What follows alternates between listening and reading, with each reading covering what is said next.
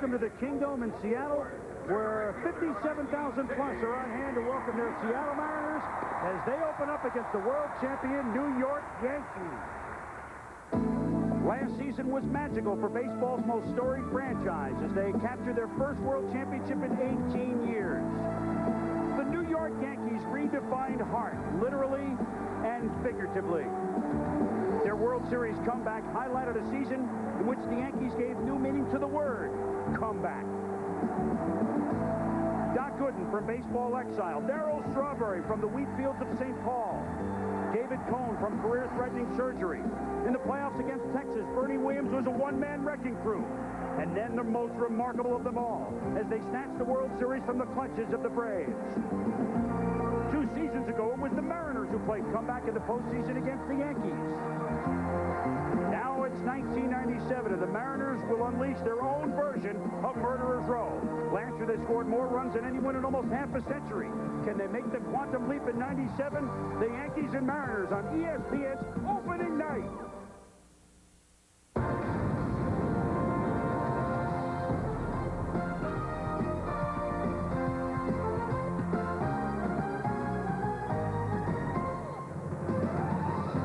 An air of anticipation in the air in the beautiful Pacific Northwest. A nice spring day, but 57,000 plus have left that nice day and come indoors here to the Kingdome to cheer on their Seattle Mariners. Maybe this is the year.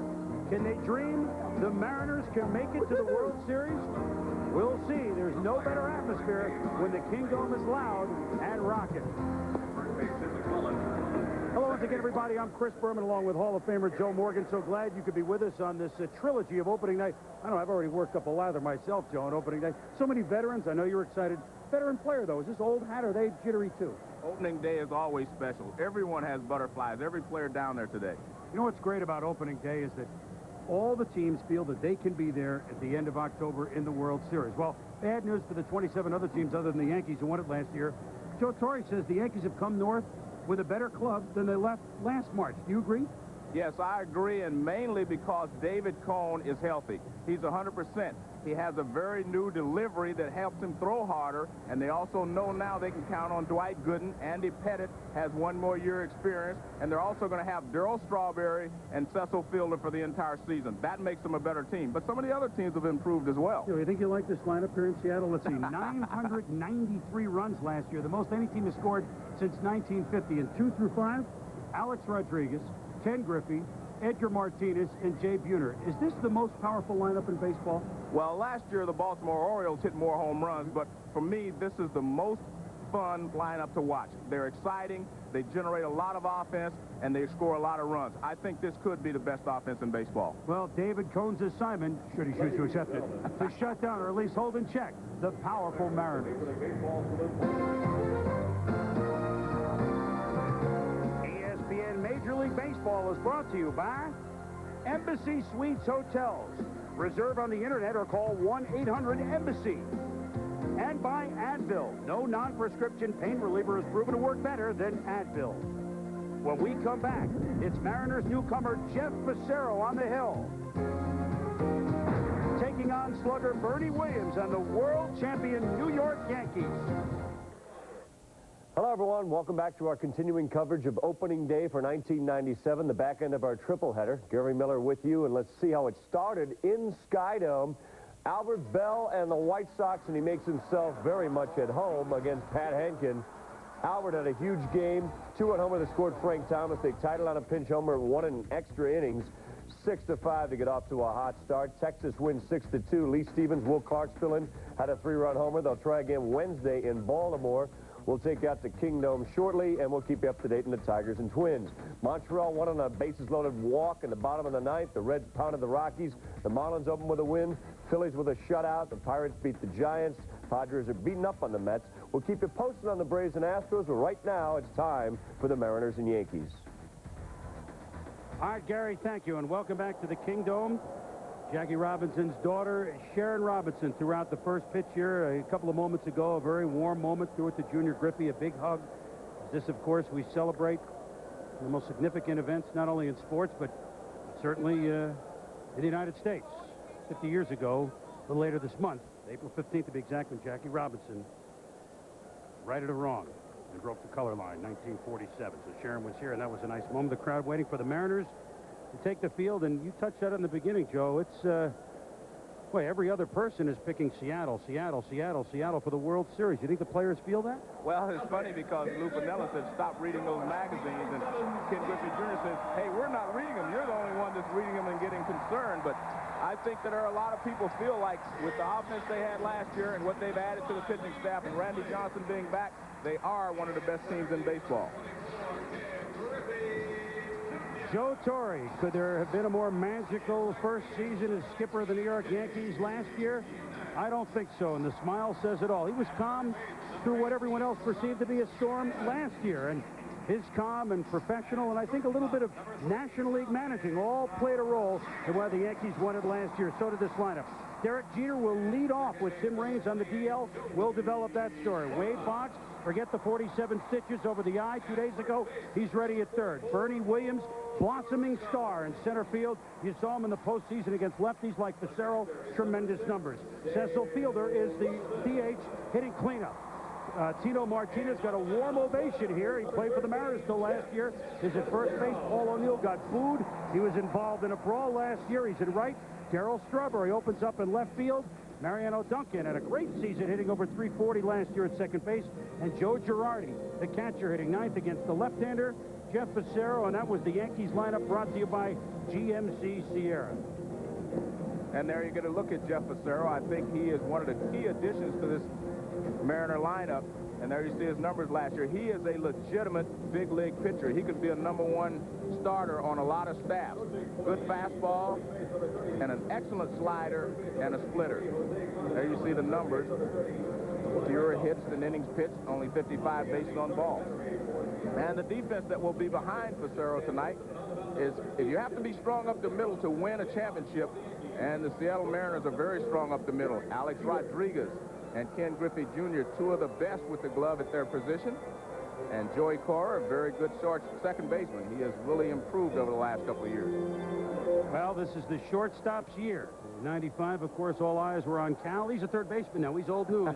And these two guys here, Derek Jeter to lead it off, Rookie of the Year in the American League, and Alex Rodriguez, the batting champion of the Seattle Mariners at shortstop. He hits second for his squad.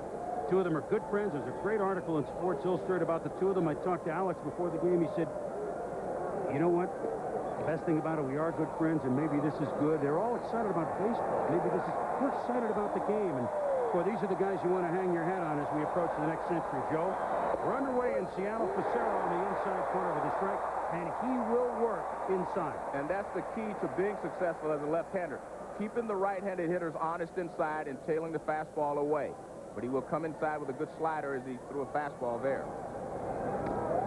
There's the slider right there. It was interesting. We talked about Jeter assuming the role of leadoff man now. He had a 370 on-base percentage last year. Pretty good. You know, 375 and above is considered, you know, the top echelon. But if he moves up to the leadoff spot, I think he's going to have to make some changes in his approach to hitting. Although Joe Torre says he doesn't want him to change a thing. There's a fastball up top, too, with 1 and 2. He said, I want him to do the same thing. Right. He's on his own if he gets on. Not as if he's, you know, Ricky Henderson on the base paths, but says, I don't want him to change anything. But hitting first. You have to. Right.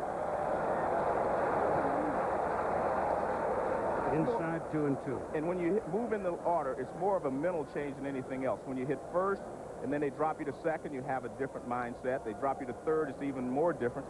And then you move to cleanup, and you just have to be a power hitter. You have to drive and run. So Derek Jeter's been around baseball long enough to know that if you're a leadoff man, you're expected to get on base. Well, he hit 2, he hit 6, he hit 7, he hit 8, he hit 9 last year. So he's seen most of the slots. So after 0 and 2, Jeter has waited out Fassero to 3 and 2. And this is exactly what you want from your leadoff hitter. Not necessarily to go up there taking a lot of pitches, but you want to have him get deep in the count so all the hitters on the bench will able to see how good the guy's fastball is today, how good his slider is, and his other pitches. Jeter fouls it off. Wade Boggs playing close attention. Of course, he gets his money's worth when he's in the batter's box, too. Well, there's the view. 57,000 plus. A sellout tonight, a sellout Saturday night. Going to be close to a sellout tomorrow night for Game 2 of this 2-game set.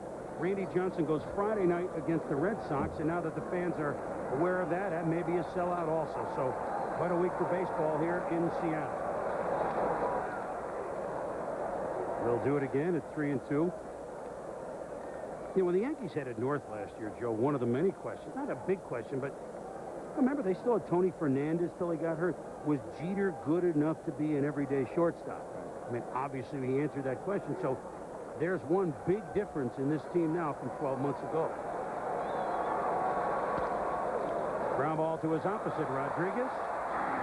With Paul Sorrento, one down to the Yankee first.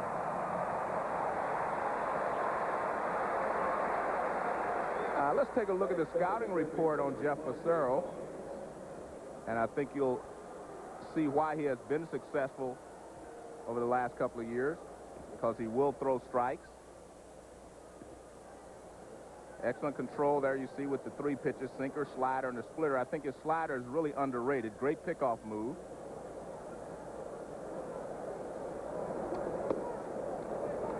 Inside to Wade Boggs.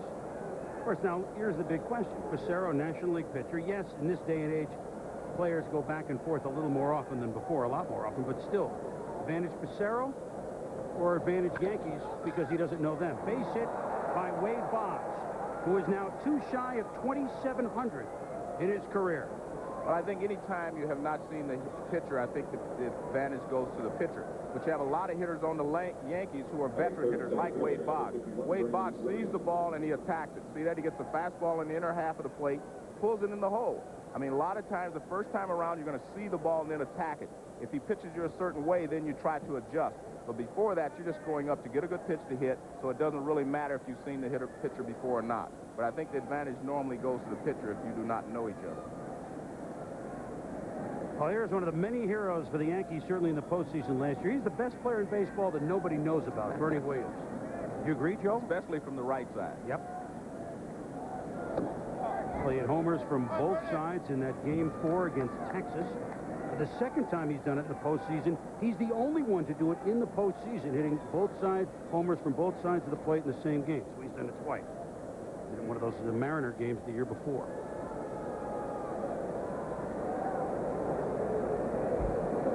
Bernie's numbers, 102 RBIs. You mentioned Fassero has a very good move, although Boggs is not the type of guy that's going to go anywhere. But postseason, we talked about it. I mean, can you do much better than Bernie Williams, and of course the ALCS MVP? And the reason that's watered down is because he actually hit 474 against the Orioles, 467 against Texas. My goodness, he was human against the Braves. He hit close to 500 in the 2 postseason series in the American League. Broken bat. This will drop in right center field. Carries pretty well. Boggs to third. Bernie into second base. It's a double. Runners at second and third with 1 out.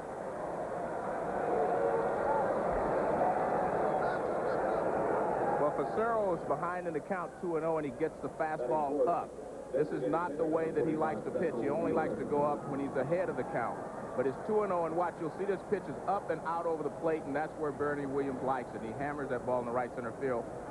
Nice hustle by Bernie Williams, because Griffey Jr. made a good cutoff and throw to second base, but the speed of Bernie Williams gets him a double. Well, that's another thing. You don't think of Bernie Williams as a fast player. I mean, he doesn't have baseball speed, but he is a natural athlete. He was a great high school track star growing up.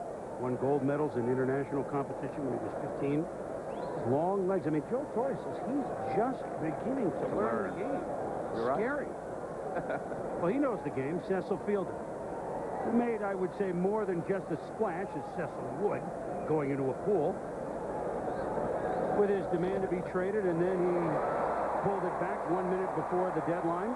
I happen to think it was very smart of him to pull it back. Yes. Because I think he gets an opportunity now to show that he's still the Cecil Fielder of old.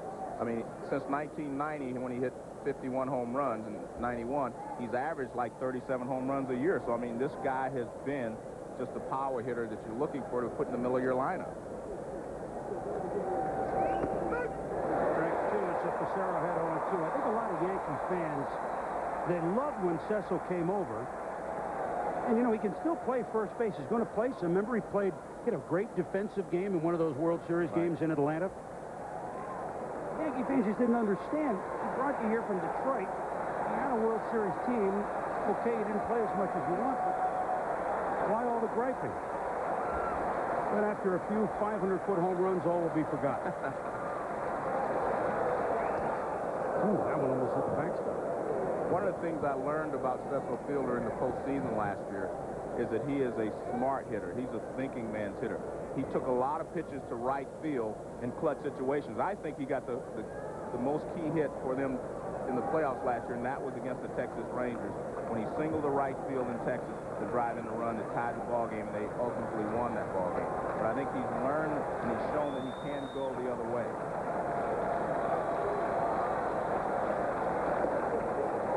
Thinking about going the other way, but laid off a pitch just outside of the strike zone, so the count is 2-2 with Wade Boggs at third base and Bernie Williams, who doubled at second. One out, just underway here in Seattle.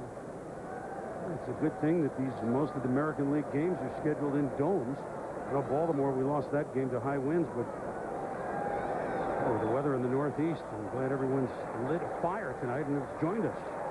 The Yankees and the Mariners. Tinsley, you saw way deep and left. A line drive to right field. The Beauty has a good arm. Here comes Boggs. Gets through to Wilson. The Yankees are up 1-0.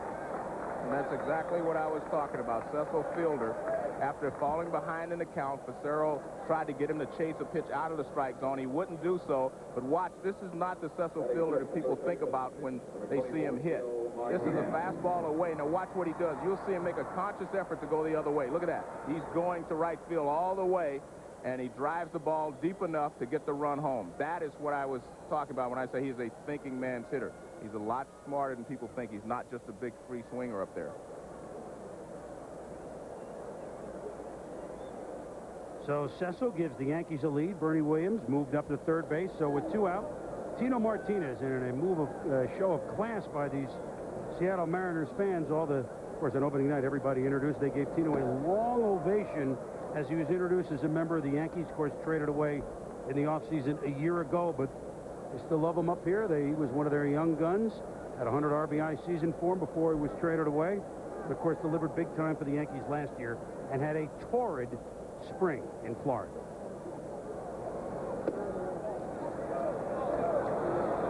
2-0 is Fassero. There you go. I mean, they got to a slow start the first 3-4 weeks of the Yankees, and of course, everything needed to be done in a New York minute. The fans were on them. He had a big 3-run home run in late April in a game we did, I believe it was against Cleveland. They gave a big standing O, and you saw 100-plus RBIs, and that's exactly the player the Yankees traded. It's interesting there. Fassero was behind in the count 2-0, and he went with a fastball to Martinez. And I don't think he has a good feel for his slider yet. I think that's the important pitch for him in this ball game tonight, and so far he has not been able to throw it exactly where he has wanted to.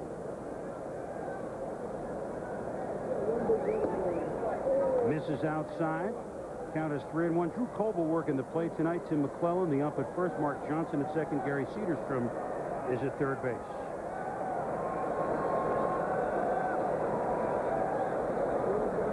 22 pitches already, Joe. Well, he's got jitters, too, even though he's opened 3 times before for the Expos. There's a strike in there and a full count. And there's a 3-1 slider. I expected him to throw 2-0. I didn't expect him to give in to Martinez 2-0 with another left-handed hitter, Paul O'Neill, on deck.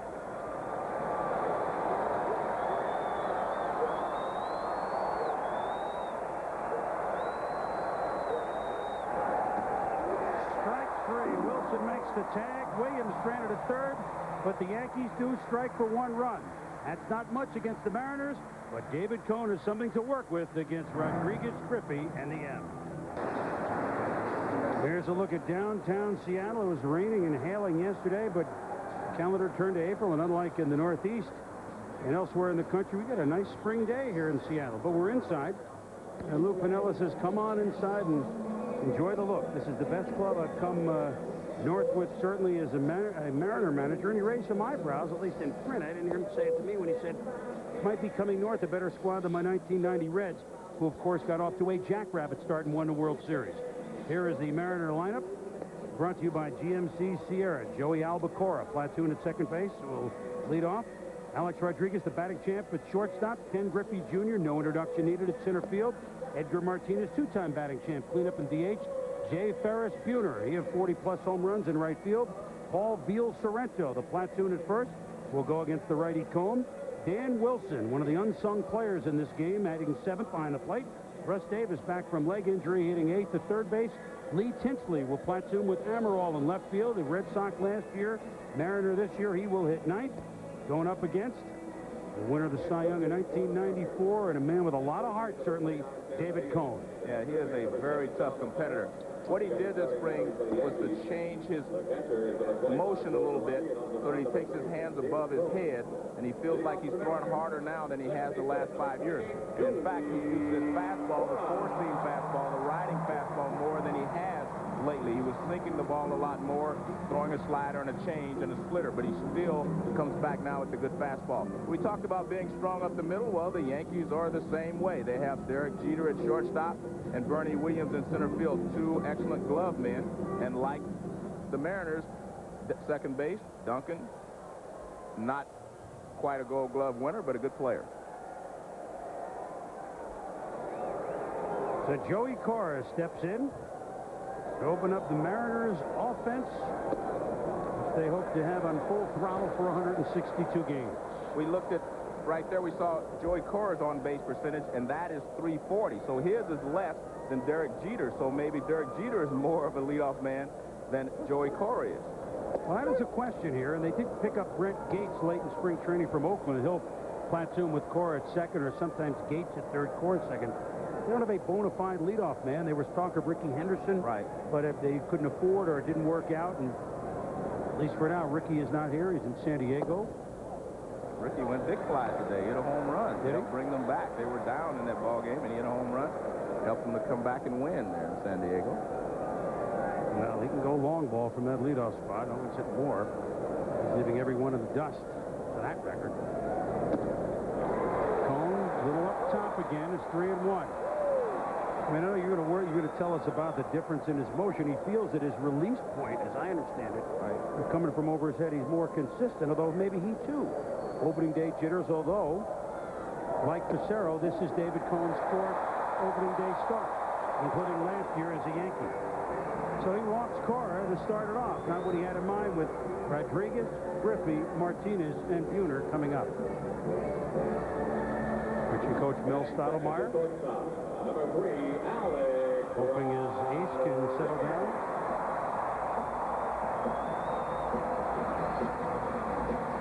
Are those numbers impressive or what? I was going to say, what didn't he do last year?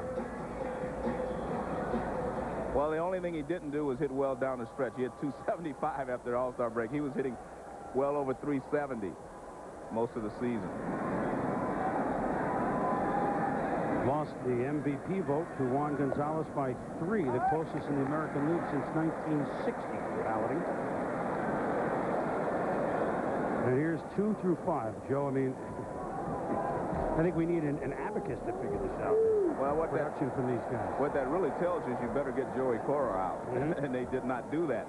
You cannot afford to walk anyone before these 4 hitters come out. There's 500 RBIs there, these 4 guys.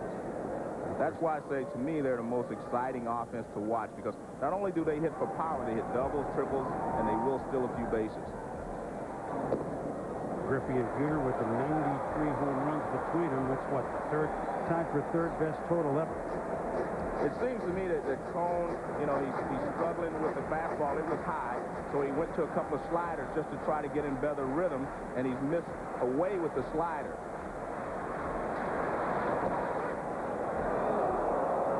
Tough pitch to Rodriguez. Took it for a strike. It's 2-1.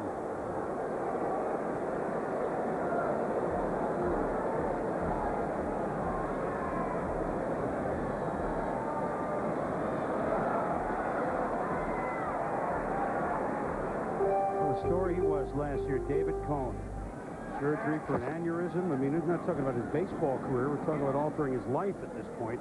Comes back and pitched that 7-inning, if you will, no-hitter at Oakland on Labor Day, if I'm not mistaken. I mean, just a gutty performance. He did not pitch well in the division series start in the ALCS, but that gutty Game 3 performance in the World Series got the Yankees back on track.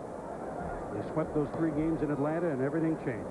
Just, my goodness, you could write a book about the season, which Joe Torre did. You could see the frustration there on Cone's face after he threw that pitch. It was up in the strike zone. He was lucky to get that one back. And you can see he is a little frustrated with himself and his rhythm out there, because he knows that he can't make a lot of mistakes with these hitters, but he made one there and he got away with it. As you take a look at the other scores, exciting game early on. The White Sox down 5-2, win it. Mets had the lead, but the Pods come back big time. That one missed. Well, David Cone wants to know where it missed. Yeah. It looked like a pretty good pitch, but that shows the discipline that Rodriguez has, though. I mean, a lot of young players would have chased that breaking ball, especially with 2 strikes. He was able to lay off of it. Schilling and Vitalico combining on a shutout for the Bills at L.A. 2 hits. Keep you posted. Gary in the studio. Cora on the move, and Rodriguez bounces it back. We'll do it again. Lou Piniella likes to put his runners in motion because most of his hitters will make contact. Lou Piniella's a very aggressive manager. He was that way as a hitter, and I like the way that he plays the game. And he's not going to sit back and just wait for the 3-run homer. He's going to put guys in motion, and that's why I like this offense. They'll hit some doubles with runners moving and score. They don't have to hit the ball out of the ballpark all the time just to score runs. Cora on the move again. Strike 3, and a gun by Joe Girardi. So a double play for the Yankees. A call strike 3 and a Joe Girardi gun out of Joey Cora. My goodness. That was an excellent pitch there by David Cone, the best fastball that he's thrown, and he got it right on the outside corner. Not much that Alex Rodriguez could do with this pitch. There you see Cora. He's not supposed to be stealing. He's just running, and he's supposed to be protected by Rodriguez. But a good pitch from Cone, nice throw from Girardi, and it's a double play. Ken Griffey Jr. 49 home runs last year despite missing 20 games. Broken hamate bone. Boy, since when is 140 RBIs 5th in the league? To throw out all the reference points to the new numbers versus the old, Joe.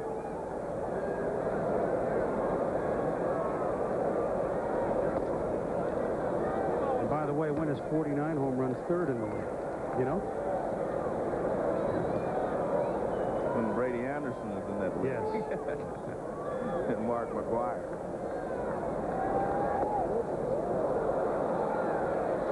Good pitch to Griffey there. 1-2. See what a double play will do for you? Mm-hmm. Now he's making much better pitches than he was before the double play.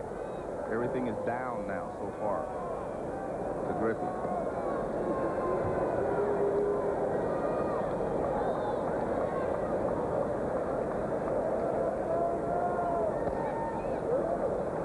Griffey wanted me to say hello to his dad. Big game for them, the Reds. Deion Sanders, a busy day for him. Aboard the base pass. Willie Green, a home run. The Reds are double digits. They win at home in the traditional opener against Colorado. I mean, you know, it's hard to believe, but this is Ken Griffey's 9th year in the majors, isn't it? I mean, he's still young. You figure he's 23 or something. Look at those numbers. Add up his, he's 238 home runs already. He's 27 years old. He's halfway to the vaunted 500 mark. Oh, you can't just say that and assume that, okay, 238 so far. Let's tack on another 260. Well, maybe make it 259. Back, back, back, back. Gone!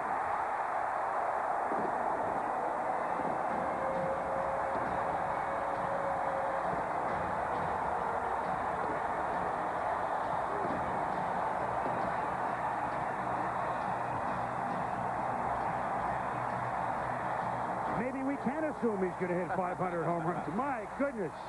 And the Mariners have knotted it up in a big way. Well, I think he just said hello to his father himself. Mm-hmm. I tell you what, David Cone made a couple of good pitches, breaking balls down. Then he gets the fastball up and out over the plate, and Ken Griffey Jr. just put the charge into it. You cannot make many mistakes. He made a mistake with Rodriguez and got away with it, but Ken Griffey Jr. made him pay on this one.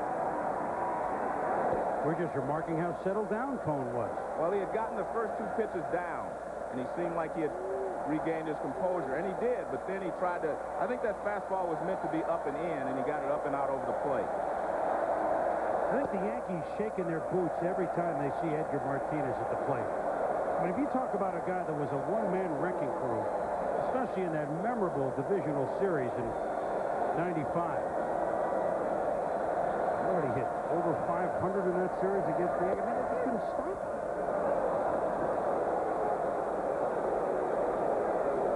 Yeah, 571, 12 for 21. Had the 7 RBI game in Game 4, the 3-run and the grand slam home run. And then, of course, in the 11th inning, the 2-run double that sent the Mariners onto the ALCS. Scoring Cora and Griffey, one of the best scenes I've ever seen in baseball, with arguably, if not the best, one of the best players on first, scoring to put your team ahead in extra innings, 5th game, playoffs, double down the line. I mean, it was just a Griffey, the look on his face between 2nd and 3rd when he knew he was coming home. That was baseball right there. When I talked to Griffey about that, he said he wasn't going to stop even if the coach would have tried to stop him. No, I didn't think that he was going to score.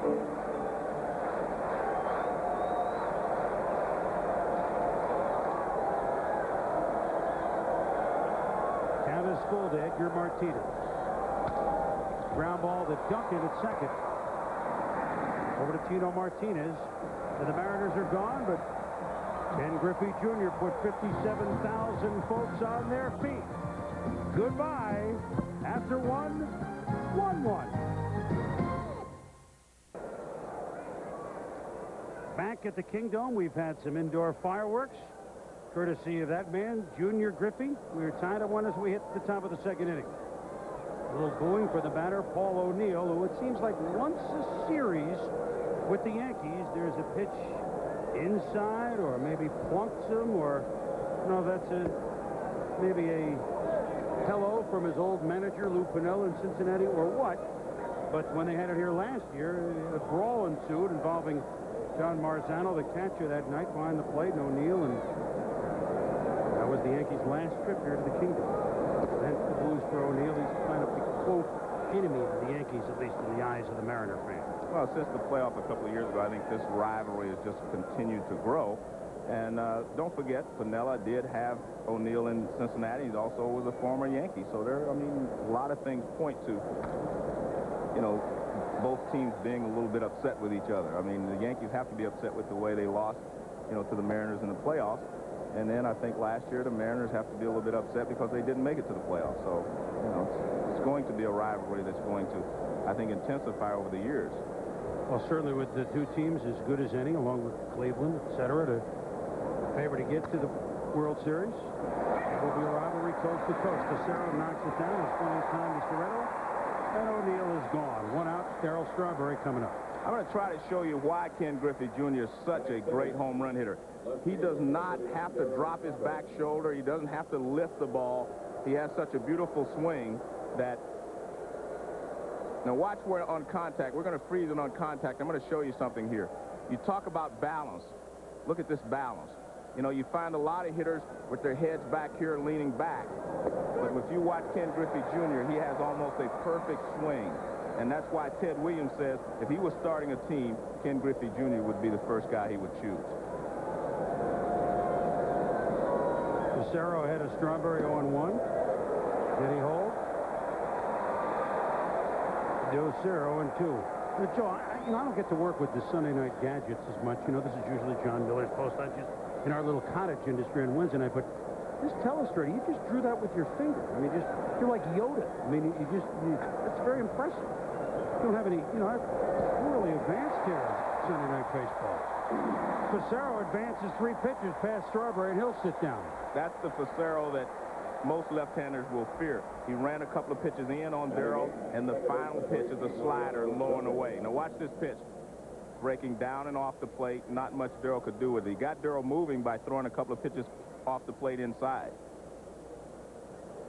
So Darrell will play against tough lefties like Fassero. I mean, that's going to be one of the gambles, at least as we start the season, that Joe Torre's going to make. Of course, Tim Raines on the DL. This is Mariano Duncan, whose .340 season last year at second base rates with everything else, the superlatives that happened to the Yankees last year. I mean, they got him just for a little bit of insurance. He ends up hitting .340.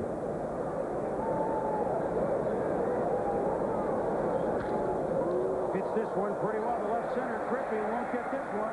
One hopper over the wall. A double for Duncan. Second double in the game for the Yankees. Mariano Duncan has always been a good offensive player. He's always been a good hitter. He used to be a switch hitter, but his problem has always been finding a spot defensively. He's never been a great defensive player, but he has always been a good hitter. He attacks the pitches all the time. That looks like the pitch is over the middle of the plate. He pulls it to left center field, but he goes up there hacking. Very rarely will he take the first pitch. Well, Duncan, like the man at the plate now, Joe Girardi, someone who knows a little bit more about Fassero than some of the other Yankees in the lineup, having played a majority of his career, almost all his career, in the National League, as did Girardi, who was 7 for 20 against Fassero in the National League. .350 batting average, playing as a Cub and a Rocky.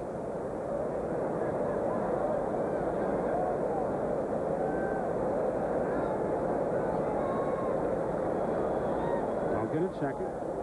2 out. I talked to Fassero yesterday, Joe, and said, what difference do you expect as a pitcher here in this league? He wasn't sure that the strike zone would be that different, although he did say that, yeah, maybe, you know, some of my low pitches won't be strikes here. I mean, I guess he's going to have to feel his way. Do you think there's as much difference as we all talk about in the strike zone between leagues? I don't think there's as much difference as there used to be. In the past, when the American League umpires used the chest protectors outside, they called the high pitch and couldn't get down on the low pitch. In the National League, they had the chest protector inside, so they could see the low pitch. Now that both umpires are using the inside protectors, I don't think there's that much difference. There's much difference in leagues there. A high heater is a high heater. Wow. Well, the hitters establish the strike zone anyway. If you do not swing at these pitches up and out of the strike zone, the umpires certainly are not going to call them strikes. Or if you do not swing at the pitches that are low out of the strike zone, they're not going to call them strikes. So I think the hitters are the ones that really establish the strike zone, and the pitchers just try to pitch around that strike zone.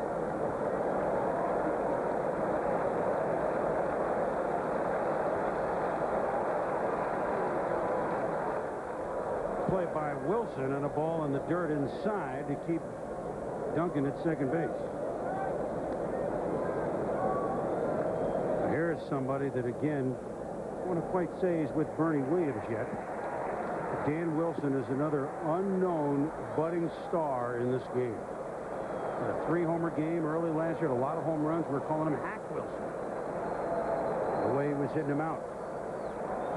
Very good defensive catcher. One of the first moves Lou Piniella made when he got the job up here. Wilson was in the Cincinnati system behind Oliver. Made a trade to get him, the Boone trade. This ball misses inside, 2-2.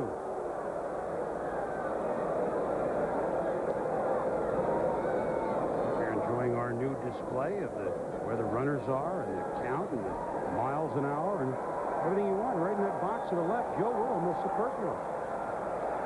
There you go. Computer's going to make us obsolete again. Don't get me started on that subject. Again, a good play by Wilson. I'm still on the at the stop sign on the on-ramp to the Information Highway.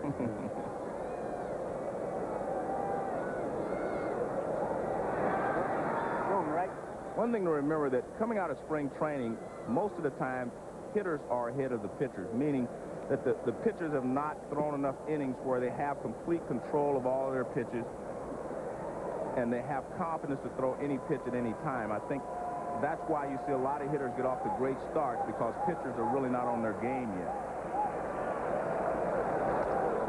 Little sawed-off shot behind second base. It'll bounce in. Duncan running with 2 outs will score. So Girardi hanging in, and on 3-2, plunks one. And the Yankees have regained the lead 2-1. And that's pitch is similar to the mistake that Cone made to Griffey, only Griffey hit it a lot farther. But here's the point. This is a fastball up. It jams him. If this pitch is down, that is not a base hit. See, he jammed Girardi, but because it's up, he's able to hit a little flare over the infield. If that pitch is not up high, it's a little ground ball or a little pop-up to the infielders. And that's what I'm talking about, not having complete control of all your pitches. So second inning, here's the second look at Derek Jeter. He restarted the year hitting ninth much of the first half of the season. So for him to get up twice in 2 innings, I mean, compared to April last year, this is tremendous. I mean, really hitting leadoff the majority of the year and hitting at the bottom of the order. Could add, what, 100 at-bats? Maybe even more. This experiment is going to last if Jeter continues to play well at the top, hit well, and get on base. I think he's going to decide the fate of Tim Raines. I mean, because without Jeter hitting leadoff, they're not going to have a leadoff hitter. And that's where Tim Raines will come in. If they feel Jeter can handle it, I'm not sure that Tim Raines is going to be around very long. Well, as it was explained to me before the game, Joe, even if Raines is here, there will be times that Raines is going to play instead of Strawberry. If Raines, Boggs, and Jeter are in the lineup, Timmy in uniform but on the DL, if they're all in the lineup, Jeter may move down to 7-8. If Boggs is the 2-hitter, Raines would lead off. So I don't think anyone's going to be that. With Raines around, they may be shifting some slots in the batting order, and they'll see how the first couple of months plays. As Joe Torre says, things always work out. Girardi at second base. Here's that move you talked about with Fassero, and Girardi is gone, but not until his little plunker gives the Yankees a 2-1 lead. Bottom of the second inning, Jeff Fassero mopping his brow. Says, hey, I'm counting on getting... Well, he did make a great pickoff move here, Joe. Let's watch his right leg. If that right leg goes behind the rubber, he has to go to the plate. This is just a bad read by Girardi. You see, he's on his way right now. He was going on his first move, and therefore he's picked off very easily. You have to be able to read Fassero, and you have to wait a little longer. You can't just take off on his first move, and that's what Girardi did there. Jay Buhner looked at strike one from David Cone. Saws this one back. It's 0-2.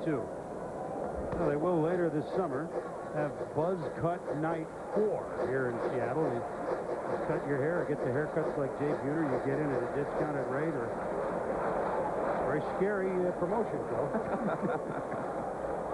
But it's big. That face is baseball. Made the All-Star team last year. Big campaigning by campaign headquarters. Baseball Tonight, former teammate Harold Reynolds.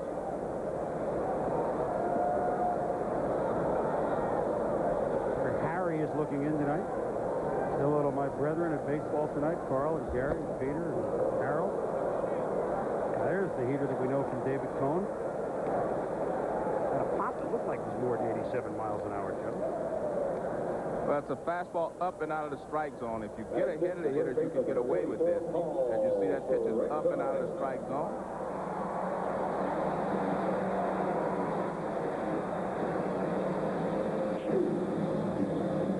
We talked about the change that David Cone has made. We will show you when we get an opportunity. But the one thing to remember, it's more psychological, really, than it is mechanical. It's like a hitter. When a hitter struggles a little bit, and the hitting instructor says, move your hands back a little bit, and you hit a couple of line drives, all of a sudden you say, yeah, that's it. I believe in that, and you trust it. And I think that's what has happened to David Cone. He felt like he was struggling a little bit to get on top of the fastball last year and to get the pop that he wanted on the fastball. So he and Mel, they really didn't change anything except start his hands and move them up above his head and to keep his body back a little bit. It's like a hitter. If your front shoulder goes out, you lose bat speed. And the same thing with a pitcher. If your front shoulder goes out or you start drifting toward the plate, you lose arm speed. So it's exactly the same for a hitter as it is for a pitcher. 2-1 to Paul Sorrento. Rips to right field. O'Neill's there. Boy, that one had hair on it, but O'Neill makes the play. There are 2 down, and let's bring in Gary Miller. Gary. Hello to my Baseball Tonight brethren, Chris, and the team that the Yankees beat in the World Series last year. Chipper Jones and the Braves off to the lead in Houston. Chipper takes that high pitch from Shane Reynolds out of the yard, and that bomb tied it for John Smoltz at 1 apiece in the third. Back to you. And we'll keep you updated on that game all night, will Gary, and of course the Detroit-Minnesota game, and this one, the 3 games going on this evening. 4 teams did not open today, actually 6 with the rain out, Kansas City and Baltimore, the wind out or whatever. A couple more openers tomorrow. Did not mean to leave out Baseball Tonight brethren Dave Soup Campbell. So everybody on board here as we start the season. My goodness, is it our 8th season already at ESPN doing baseball? Seems like it's maybe even a little longer than that. Yeah, I know that, Joe. I'm just trying to be diplomatic about it. 1-1 count to Dan Wilson. Yeah, it's been an interesting ride. Last year in the playoffs was great. Wall-to-wall playoffs every day. Of course, we never knew where we were going to be. That's part of the beauty of baseball, huh?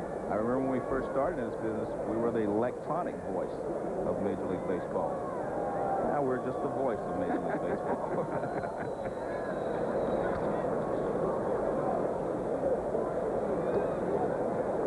Any comparison of any catcher comes to the teammate of yours, Johnny Bench, but Dan Wilson is kind of a straight, erect, his catching style is pretty much by the book, isn't it? I mean, he's a pretty solid defensive catcher. Very good defensive catcher.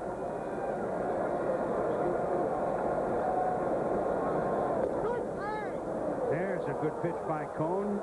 Pair of strikeouts this inning, 3 through 2. We've played 2. 2-1 Yankees.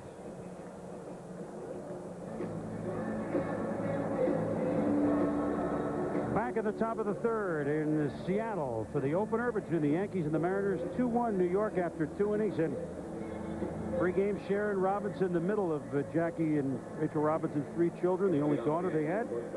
Sharon Robinson threw out the first pitch. And a reminder that Tuesday, April 15th, we are very pleased to present the Jackie Robinson 50th anniversary tribute. President Clinton expected to be on hand to make a special presentation to Rachel Robinson commemorating the 50th anniversary of Jackie Robinson breaking baseball's color line. Jackie Robinson 50th anniversary tribute Tuesday, April 15th. The Dodgers, his old team, are at the Mets, fittingly in New York at 7:30 Eastern Time. It was the Boston Braves of the Brooklyn Dodgers, April 15th, 1947. That'll be a special night, I hope. I know how much it means to you, Joe. I mean, yes. I just hope the players today are understanding. I mean, a lot of them know, and a lot of them are actually learning right now, aren't they? Yeah, I was going to say, I think a lot of players will get an education this year because of what will be done to celebrate the 50th anniversary of his breaking the color line. And I'm looking forward. I'm going to be part of the April 15th broadcast, and I'm looking forward to that because, as you said, it will be special. And I hope a lot of people who noticed Sharon there, she looks just like her father. No question. Yeah. We talked about that before the game. We talk about legends and heroes. There was one. Yes. Count is 2-2 to Derek Jeter, who was special baseball being used tonight, season. Special 50th anniversary baseball commemorating the Jackie Robinson game, if you will. But so everyone in Major League Baseball on board with heritage. And that heritage is with a capital H. Jeter was up when Girardi was picked off between first and second base, so he gets another crack at it. Fastball up top, just misses inside. 3-2. You see all the scores? There's Sharon, and you can see Jackie Robinson all over her face. She looks just like him.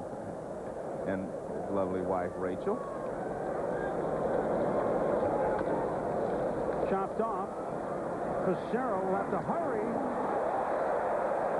And Paul Sorrento, a rapier-like glove hand, makes the save at first. That's a tough play for first. The runner's coming down. You're making the pickup. You have a chance your glove might hit the runner's leg and the ball might pop loose. It's a hell of a play by Sorrento. Well, it's a nice pitch by Fassero, and then he makes a poor throw, but watch, he just kind of closes his eyes and comes up with it. Nice play there by Sorrento. And I tell you what, I've been in that position. You do kind of close your eyes. Just make a swipe. Good play, though, by Sorrento. We've seen him make good plays. I think he's an underrated defensive first baseman. Pleasant surprise for the Mariners. Wade Boggs doubled, rather singled in the first inning. And this is Boggs' lifelong dream. I mean, the guy's won 5 batting titles. Joe, there it is. He's hitting 1,000. I mean, this is, you know, he was making a move toward 1,000 at one point in his career, although once you make that first out, tough to get it back. Tough to get it back. So you're now 2 hits shy of career number 2,700. His career batting average of .333 is 20th all time. He used to be up there in like 5th. He was right around the Ted Williams zone at the .344 mark back when he was hitting in the 360s and winning batting titles for the Boston Red Sox. I mean, 20th all time is okay. I would think so. I mean, he's perfectionist. Won those titles in 83, 85, 86, 87, and 88. See that bandage he has above his left eye? He was hit with a ground ball while taking, ground balls fielding practice. One jumped up and hit him above the eye. He had 47 stitches. That was just Sunday. Yes. Well, he got hit above the other eye with a ground ball that didn't require stitches on Saturday in Atlanta. Here's the same play again. This time the shot is up high, and Sorrento makes the play. Expecting another glove save.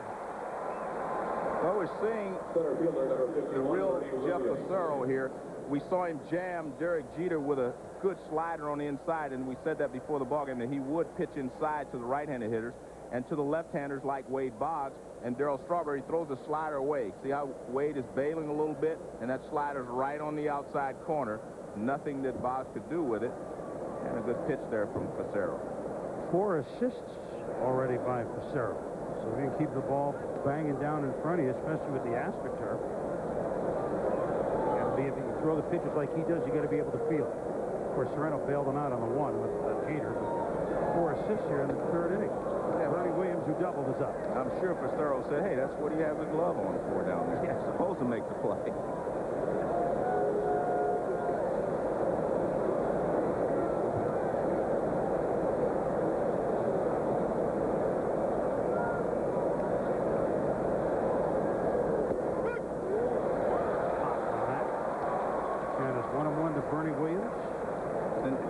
Of Fassero now, as I mentioned, he's moving the ball around. That fastball's moving away from Bernie Williams. Let's see what he does with this one, but he's moving the ball off the middle of the plate. Now he's coming in. Center field.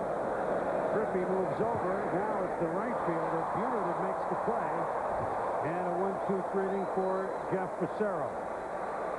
2-1 New York. Folks, this is what we call a postcard from the Pacific Northwest. That's Mount Rainier. Here as the sun is going down, late afternoon. It's 60-odd miles away from downtown Seattle. 14,000 plus feet, and there it is. And when the new stadium is built, which is right behind this one, they had the groundbreaking ceremonies in March. You'll be able to see that. On a clear day, the retractable roof will be back. You'll be able to see Mount Rainier for an afternoon game, right? You know, the United States has got some beautiful sights as Russell Davis swings and misses at strike 1. Grand Canyon, I mean, you can make a long list, but I don't know. You'd be hard-pressed to top Mount Rainier. It's just natural beauty. If you've never been to the Pacific Northwest, there's one of the many reasons why you should. Here's another one. The Mariners hit home runs. Back, gone.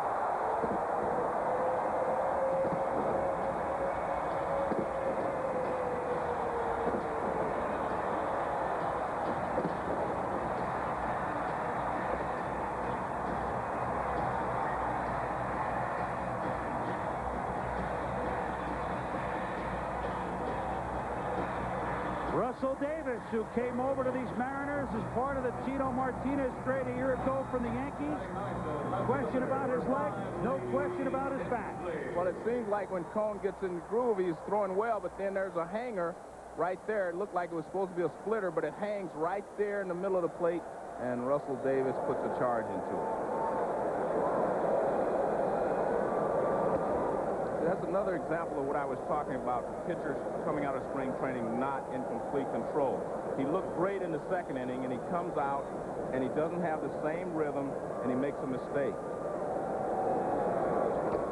And again, I think that's because pitchers, do not get enough innings in spring training to be as sharp as they're going to be 2 or 3 starts from now.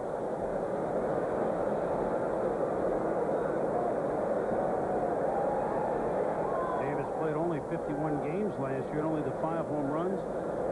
Fractured the left fibula, ankle sprain, but he looked fine there. Here's Lee Tinsley in his first Mariner at bat, at least this year, and he grounds it out to Mariano Duncan. Let's take a look at David Cone's delivery change. Not so much his motion, but his delivery. See his hands start down in 1996 on the left. His hands start down. He just kind of rotates his shoulders and throws.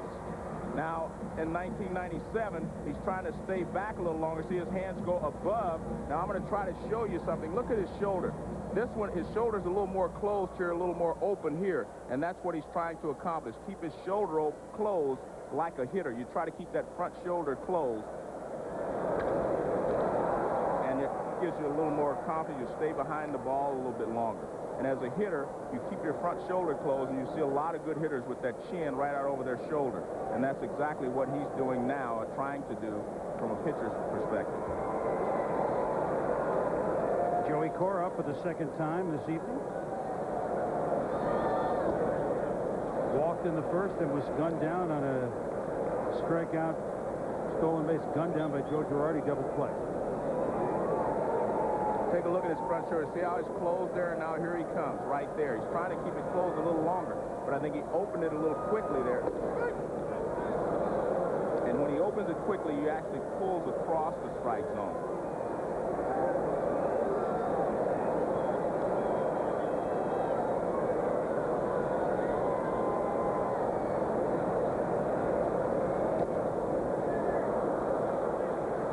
Cora will sit down for Cone, strikeout number 4 here in the third inning, and that'll bring up Alex Rodriguez, who struck out looking in the first inning. Well, you see he's throwing 88 miles an hour, not really David Cone-like. You think of David Cone, you think 90-plus miles an hour. But the most important thing is he still looks like he has good movement on his fastball. The ball is moving, which is important, which is more important, actually, than the speed.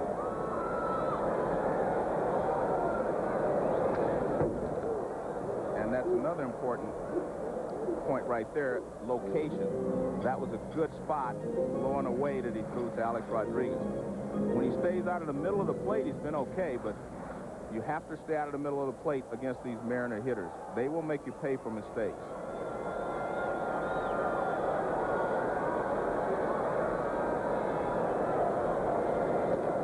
There's the heater, gets Rodriguez to swing behind it. It's 0-2. Can we expect 36 homers, 358, 54 doubles, which led the league, 141 runs scored, which led the league, 379 total bases, which led the league? Like, what can we legitimately expect from him this year? I think the toughest thing to be right now is Alex Rodriguez, because you have maybe what is your career year in your second full season. Where do you go from there? I mean, the most difficult part of all this is he doesn't know how good he is. He doesn't know how good he can be. There are the numbers, just some of them. So we'll put this back up here. And I mean, the third best average by a shortstop ever. I remember Tony Oliva won the batting title his first couple of years, and he hit high, scored high average, and he basically had one bad year, and he said, there's only one place to go from the top, and that's down. And I guess that's the problem that Alex Rodriguez faces this year. Anything else? Off the glove of Boggs. Jeter with the gun. Not in time. He was out. Jeter thought he was out. Here comes Joe Torre, who thought he was out. I'm going to say he was out before I see the replay. Tim McClellan is the umpire at first base, and Torre is debating it now.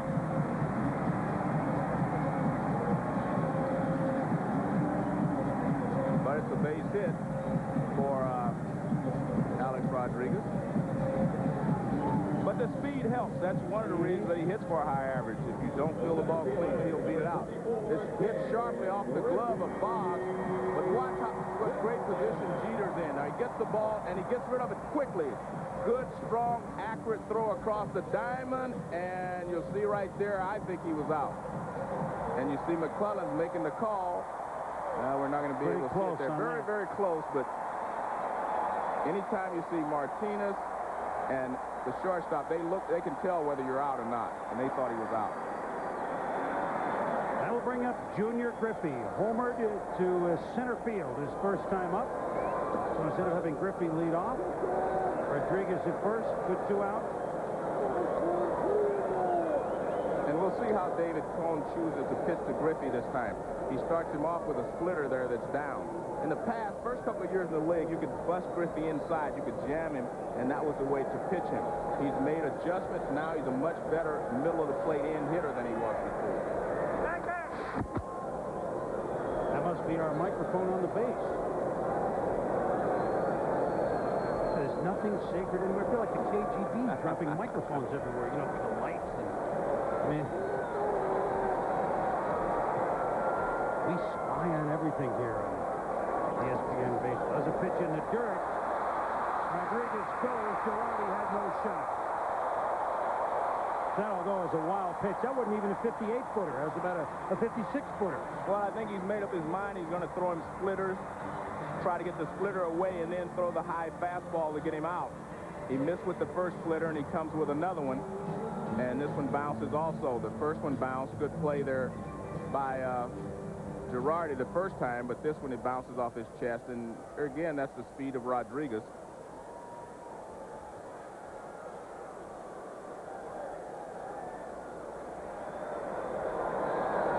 And it's 2-0 to Griffey. Inside 3-0 with the base open. He's not going to lay one over, although, as you know, from the proverbial fire to the frying pan to the oven to the microwave with this lineup. But he does not give in. Makes a good pitch. Griffey went after that. Looked like it was another splitter down and in. And Griffey Jr. has decided that he was going to swing on this 3-0 pitch. And there you see down and in and a little bit off the plate.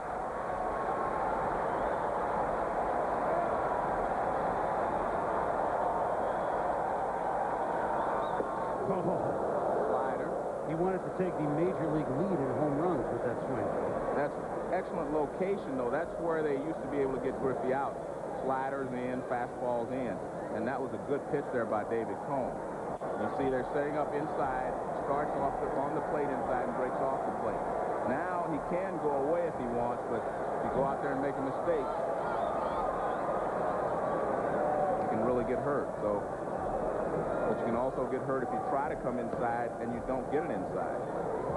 You see that Cone has been successful with him, but I think that most of his success came when he could pound him inside. And I don't think you can do that any longer.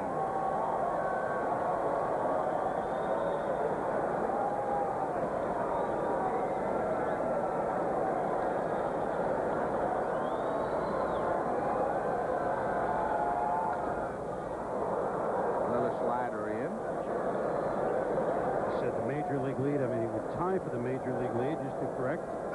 Vinny Castilla hit a pair today in a losing cause for Colorado. So for the Rockies, if you're going to, even if they're going to lose, they're going to hit home. So we played one day, and we have a guy with 2 over. And that was on the road. Yeah. The Rockies struggled a lot last year with their offense on the road.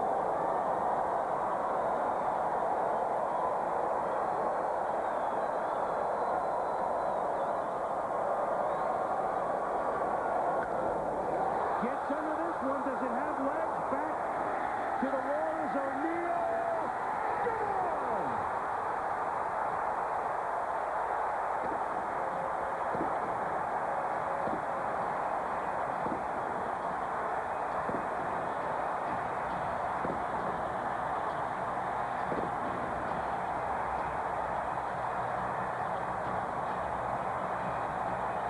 This just in. Ken Griffey's good. 2 at-bats, 2 home runs, and a 4-2 Mariner lead. Set up by the call at first base, which could have been out 3. Well, the first time up, he made a mistake with a fastball up and out over the plate. This was not a mistake. It was a pretty good pitch. You have to give the hitter some credit. He had pounded Griffey inside, and then he tried to go away and down with a splitter, and Griffey got just enough of it to get it over the right field wall. Not a bad pitch from Cone. But he's given up 2 homers to Griffey, and earlier in the inning, the leadoff homer to Russell Davis. So Cone has given up a homer to right, a homer to center to Griffey, and a homer to left by Davis. Which leads us to our next discussion, but with 2 outs, I won't get into it yet. 61 home runs. Him, several others. We'll get into it next inning. Could be the year, I wouldn't be surprised, Joe. Edgar Martinez, who almost set a major league record for doubles last year before he got hurt. Let's take a look at this pitch to Ken Griffey Jr. Remember, he had pounded him inside. Now, this is supposed to be a splitter. Look where it's moving away. It's not a bad pitch. The ball fools actually Griffey. Now, watch, he's fooled a little bit. He just extends out a little bit more, and he just gets enough of it. I mean, this is a homer-friendly ballpark, and he gets it just over the right field wall. It's the 22nd 2-homer game for Ken Griffey Jr. Of course, the only guy not impressed with all this is a guy deep down on the Yankee bench, Mark Whitten, who says, okay, let me see you hit 4. He's one of the few that has.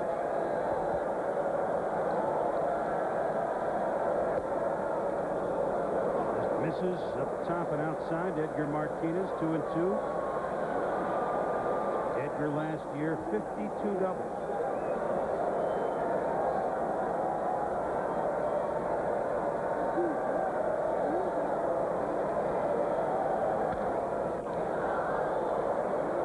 Level out of play on the right field side.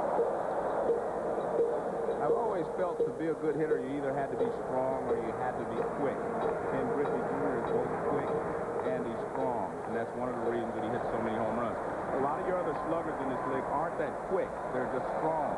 You take Frank Thomas. He has a longer swing. He's very strong. In the hole, Duncan can't get it. Base hit Martinez.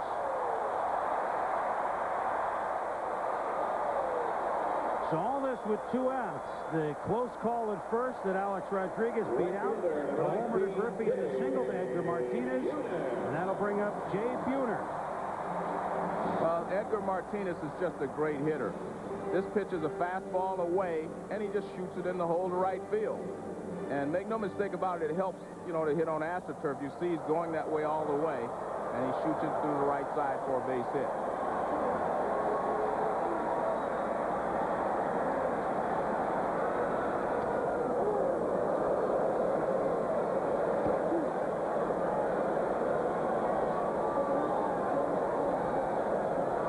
Struck out in the first inning. He's a Texan that now calls Seattle home. Love him up here. It's a unique batting stance, doesn't he, Joe? I mean, there are others that do that sort of stance. Wide open until the pitch is on the way. Well, he's a little typical of, you know, the modern hitter who kind of dives into the ball. He starts open and he closes and goes into the ball. You want to keep the front side in. A lot of hitters do that. They actually dive into the plate.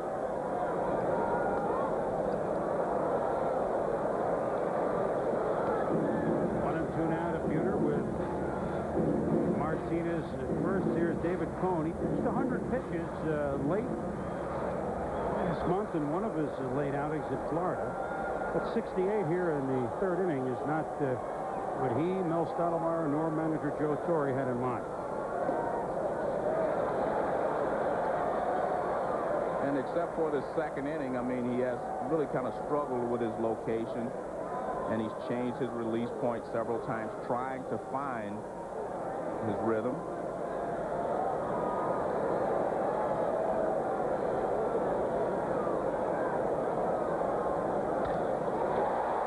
Big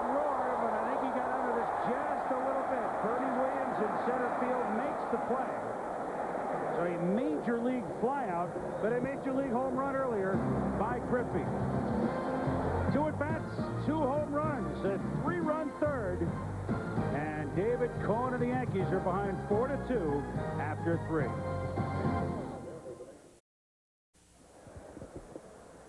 Top of the 4th, the Mariners lead the Yankees 4-2. Pair of homers for Ken Griffey Jr., a solo home run for Russell Davis. Here's a man that knows something about home runs, Cecil Fielder, to lead off against Jeff Fassero.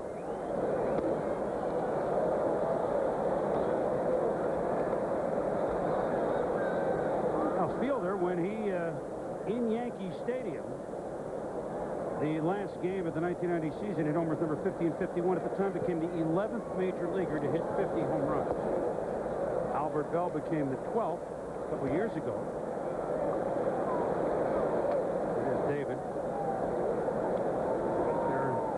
Many an all-star pitcher have given up home runs to Junior Griffey. But where I was going with this was 2 more, of course, hit 50 last year, and Mark McGuire and Brady Anderson. So we've had 3 guys hit 50 home runs in the last 2 years. With the smaller parts and the stronger hitters and the question of the ball and everything else.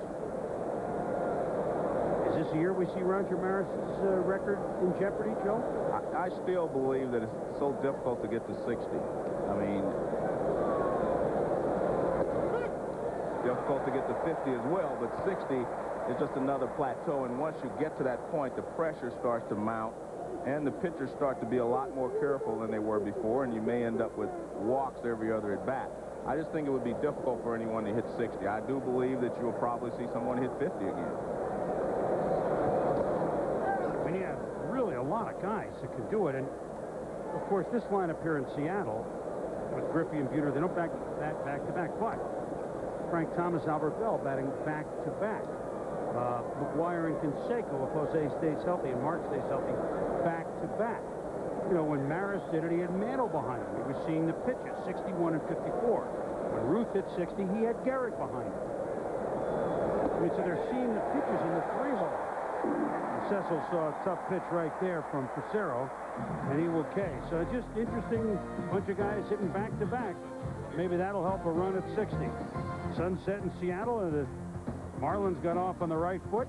They beat the Cubs in one of our games in our trilogy today. That's our early game tomorrow night with Gary Thorne and Dave Campbell. Joe and I will be back here for the Yankees and Mariners, our late game tomorrow night on Wednesday Night Baseball, 7:30, 10:30. Look at the Puget Sound and the surrounding waterways here in Seattle. Had a nice day out of it today, Joe. Lots going on here in town. As former Mariner Tino Martinez looked at ball 1. The Sonics are at home tonight against the Lakers. The Counting Crows are playing at the Paramount later tonight. I mean, there's stuff happening here in Seattle tonight. And I hope this game gets over in time. Maybe we can sneak into the Counting Crows. Maybe. I'm talking about a 5-hour game. It's okay. 5 hours, we can still make it. They're not going on till 9 or 9:30. I'd rather see the Sonics. Well, that game's happening now, so you won't. Here's a long drive by Tino Martinez. Curving foul. And you could hear his teammates saying, whoa, whoa, whoa. They do not want him to run into that wall down there, as he was quickly running out of room. That's Tinsley in left field, and they were helping him out. You're right. We have microphones everywhere. This is really very scary. This is like KGB baseball.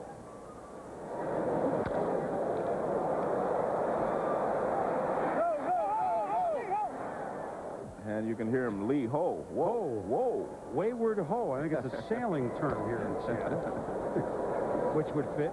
Don't I miss that? We don't have the distances in fathoms anymore. Back in the old days, they used to have not only feet down the line and in center field, but they used to give it in fathoms, which is what, 6 feet or whatever it is. Right? It was how many a fathom there are. So, you know, all the boaters are going to be all over me. I believe the fathoms. Well, I'm a baseball analyst. Yeah, I know. I don't know what you're asking the wrong guy. I can't believe I brought that up, and I forget. Nobody here is bailing me out here. We got 12 people. Half of them live in Seattle, and nobody is explaining to me how long a fathom is. I know what 250 means. I know what 300 Is it 6 feet? Didn't I get it right? 6 feet. That's what we're going with. Well, the fathoms are no longer up anyway, so we don't have to worry about that. I can't fathom that discussion here these last couple of minutes. Oh, man. I liked your 60 home run discussion better. I know you did, and so did I. I understood that one. I could fathom that discussion. I understood that one. You know what might help, Joe, if we get back to that, is that several players are in the hunt for it. It's not one guy chasing a ghost. Yeah. And I'll give you an amazing stat, and there's Fassero again with his 5th assist of the night to retire Tino Martinez. This is hard to believe that Roger Maris's record has stood for longer than Babe Ruth did. Yeah. I mean, Ruth did his in 1927. It stood for 34 years. Maris's now has stood, what, for 36. Right? This is the 36th year since 1961. You just feel that Ruth stood for like 100 years or something. But Maris has actually owned the record longer than the Babe did. Now, there's one man that's certainly gotten a good start tonight on maybe 61 home runs, or I don't know. Peter Pasquarelli suggests maybe 500 home runs before the All-Star break, and he's done. Well, I will say that if someone's going to hit 60 home runs, it would probably be after there's a couple of more expansions where you have, you know, a few more pitchers with maybe a little less than Major League ability. Then I think you'll have an opportunity. Well, that's next year. Yeah, that's what I mean. You're going to have a couple more expansion teams moving in. You know, next year, of course, you're going to have the Diamondbacks and the Devil Rays, and even after that, you're going to continue. If you continue to dilute some of the pitching talents, you could have that happen. Just wanted to get off that fathom discussion and back to that. And make no mistake about it, the hitters today are bigger and stronger than ever before.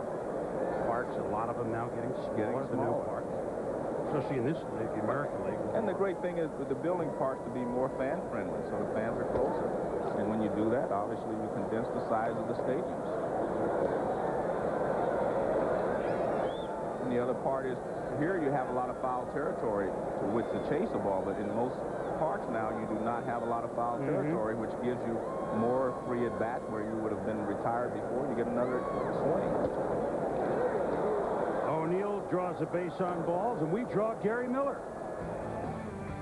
Chris in the Metrodome with 2 aboard. Brad Radke, who allowed the most homers in baseball last year, does it again. Melvin Nieves hits one about 70 fathoms off the dome. 3-0. Tigers lead for Doug Brocail. I want to see when one of these players hits at a nautical mile. Then that will really wake me up. Brocail and Radke, the starters in that. The Twins might be interesting this year. It could be one of those teams that makes a move. Kansas City might be one of those teams we're not talking about that makes a move. Here's Darryl Strawberry. Consider, you know, he wasn't here last year. I mean, he wasn't really in baseball last year at this time. Won the left field job flat out in Florida. Very hot spring. Fassero ahead of him 0-2. Well, the first time up, Fassero came inside with the first couple of pitches and then struck him out with a breaking ball away. Now he comes back with 2 breaking balls away, 2 pitches away, and now he's got him set up and he wants to come off the plate inside. So he's pitching just the opposite of the first at bat. And there it is, inside. First at bat, he was in, and away, then went away. This time up, he's gone away, now in. So now, if you're the hitter, you don't know where he's going to go. And that's what he was trying to accomplish, that he opens up any part of the plate that he wants to use now. Strawberry struck out in the second inning. Fassero trying to do it again. And he did. Strike 3. Strawberry's gone. O'Neill is stranded. 4-2 Seattle.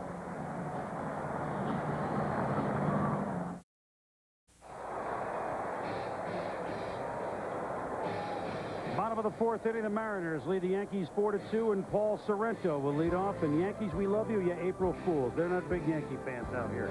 Tennis coming up Thursday and Friday at 1 Eastern, 10 a.m. Pacific. The 1997 Family Circle Magazine Cup. 9 of the world's top 10 women's tennis players scheduled to compete, including the new #1, 16-year-old Martina Hingis. And Circle Magazine Cup the next couple of days here on ESPN. And this is one of our new rep down the line, but foul by Sorrento. And you see at the bottom of your screen one of our new wrinkles this year. Our in-game box score. You're going to see it in the 4th inning, the 6th inning, and the 8th inning. If you're tuning in late, and hope that never happens again, by the way. If you do, as the team comes up in the 4th, you saw the Yankees in the top of the 4th, and there's the Mariners box score up to the moment. You're in the bottom of the 4th. Again, we'll do it the 6th, we'll do it the 8th. We got miles an hour. We got microphones in the bullpen. We got microphones on the faces. We've hidden them in the lights. We have security check on every one of you watching this game tonight. I tell you, we've got you covered. David Cone's problem so far has been consistency. He'll make one good pitch, then 2 good pitches, and then a poor pitch. He's made a couple of good pitches here, and then he gets one up. And I think he's just not as consistent as he would like to be, or as consistent as he's going to be throughout the season. That may be the best splitter that he has thrown the entire ball game. That one really exploded down and away.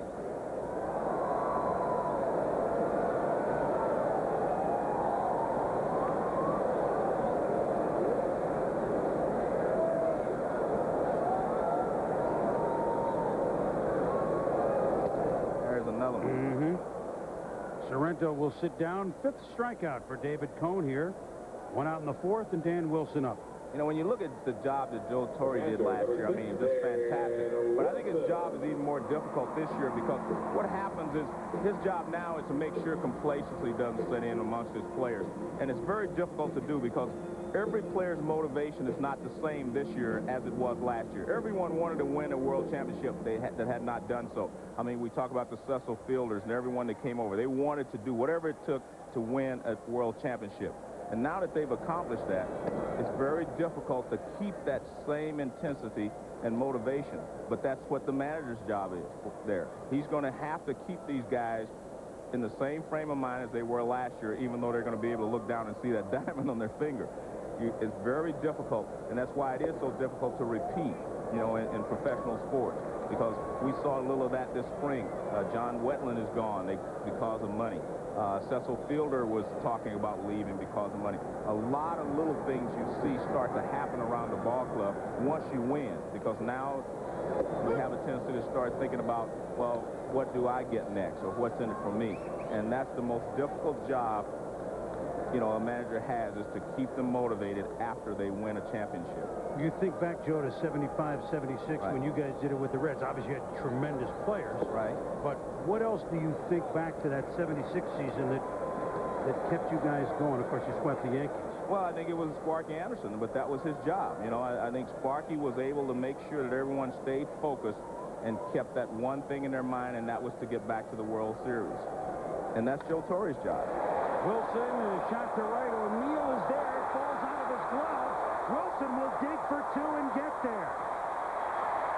O'Neill almost made a great play. Instead, it ends up being a 2-bagger. Unless they give him an error on a tough play, but I can't see that. No, I don't think they're that tough here. That should have been a base hit. I mean, he made a good effort. He made a good attempt, and the ball just came out of his glove. And you see he comes. He's coming hard all the way, and he tries to make a little semi-dive there. He tries to stay down. He hits off the heel of his glove and bounces out. He thought he had it for a moment there. Instead, it goes as a 1-out double for Wilson, and Russell Davis, who homered to left his first time up, steps to the plate.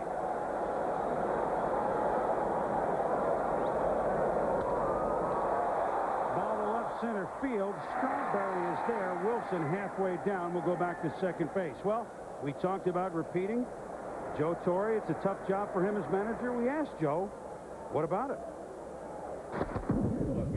You can't live off last year, but you sure as hell want to remember last year. You know, guys who took a lot of abuse, David Weathers and Graham Lloyd, people like that who did so many good things in the postseason. You never wanted to forget pitching under pressure and how well they did. So I think it's wonderful. My job was easier in the spring, because I didn't have to stand up in front of that group and convince them they could win, because they did. no convincing job, but as you say, very... Obviously, he has a lot of veterans who understand the big picture. And really, there's competition. There's Hayes and Boggs at third. There's Raines and Strawberry at left. Cecil wants to place him first. I guess his job is to make sure that their competition stays friendly and professional. I think that's the point. Stays professional there. I think, look, I mean, it's very difficult. We're all human beings. We all believe in our ability, especially if you're at the major league level. You think you can play here. You think you can perform here. You think you can perform as well as the next guy. So you want to have that opportunity. I mean, he has a problem right now. You have a guy like Tim Raines who knows that he can play. You have Darryl Strawberry who knows that he can play. They want to play. You have Charlie Hayes. He wants to play. You have Cecil Fielder. Everyone wants to play. And they know that they can play because they've all had success at the major league level. And last year they put their egos on the back burner. The point is, will they be able to do that again? And hopefully they will do that, and that's Joe Torre's job again. That's why they gave him the big bucks. That's why they gave a 2-year contract. Deserves it. My goodness. Exactly. You win as managing of the Yankees. You deserve a lifetime deal, which, of course, George Steinbrenner owning the club, I don't know what that would mean. Probably talking the impossible. But, I mean, I don't think we have to speak about America fell in love with the Yankees last year and played with manager Joe Torre and the way they handled things. I mean, I know the Yankees are the most popular or best-known team in all of baseball, maybe in all of professional sports. But this Yankee win last year was different. Their 23rd World Championship, 34th American League Championship, was different than any other way that they have won in the past. It's a whole different feel. Any of those teams, from the 20s and the 30s to the 50s and the 60s, to the back-to-back right after you guys won in the late 70s, 77, 78. This was a different feel. It was a feel-good. A guy like a Bernie Williams, quiet, Derek Jeter. I mean, the list goes on and on, as we talked about in the open, and Doc coming back. Oh, good. And, of course, Joe and Frank Torre. It was feel-good, but you know what? They're behind 4-2 in the opening game of the season. Going to the fifth. Back at the top of the fifth, opening night here in Seattle. The Mariners with a pair of home runs from Junior Griffey, a solo shot from Russell Davis. Lead the Yankees 4-2, and we've got golf. We got everything for you. The tradition. Thursday and Friday at 4 Eastern, 1 Pacific. Two-time defending champ Jack Nicklaus leads the field. It's expected to Trevino, Floyd, Player. Rodriguez, first pitch. Off the bat of Mariano Duncan, throws out Paul Sorrento. Go over to Paul Sorrento. Duncan's gone. And there's one down. Tradition golf. Thursday and Friday, 4 Eastern on ESPN. If Duncan can reach the first pitch, he usually swings at it. Well, you knew I was reading a promo at the time, so obviously he went after the first pitch. Joe Girardi. Single. And then was picked off by Fassero between first and second. And the second inning. You know, Joe Girardi did a great job last year when he came over leading this pitching staff. And he had to earn his stripes because when he came here, he was not the most popular guy because Mike Stanley was a very popular player here with the Yankees the year before, and he was let go. And so when Girardi came over, I mean, he had to prove to the Yankees that he was going to be better for them than Mike Stanley. And he really did a great job with the pitching staff. I mean, he really helped Doc Gooden get back on track. He helped Jimmy Key. You know, he was really a great leader behind the plate for them last year. Remember, Jim Leyritz, who is now also gone, was another favorite. Right. So he was battling him here, too. Girardi sits down. 2 up, 2 down against Fassero. Here's Gary Miller. Chris, in the Metrodome, more trouble for Brad Radke. At least this ball didn't go out of the park like Melvin Nieves' home run, but Tony Clark has hit him hard as well. A ringing double into the corner scores the former Astro, Brian Hunter, and Travis Fryman as well. It is a 5-0 lead. Brocale tossing the shutout. Yeah, the Tigers, I mean, if they win it, the magic number is what, 161? They could have it. Buddy Bell. Already if they win that game, he's my early choice manager of the year. Derek Jeter grounded a short. Tap back to Fassero. Just to finish on Girardi a minute. It was quickly pointed out, he won with Don Zimmer as a rookie catcher with the Cubs in '89. He helped Colorado get to the postseason a couple years back. I mean, Don Zimmer on the Yankee bench says, you know what? I mean, people look at him as a little guy. Yeah. He's won everywhere he's gone, and he won last year too. So that speaks volumes. So does that and there's baseball. Yeah. Opening day, I don't even want to guess for Don Zimmer. In the 40s? Got it. Right?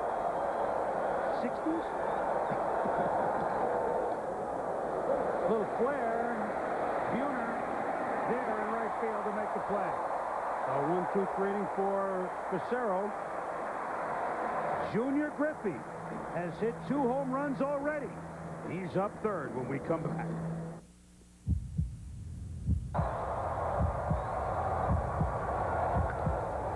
Gets under this one. Does it have legs? Back to the wall is O'Neill.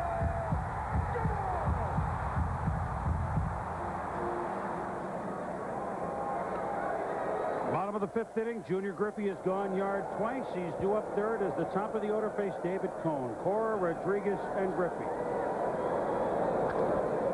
Swing at the first pitch is Cora. Strawberry makes the play and left, 1 up and 1 down.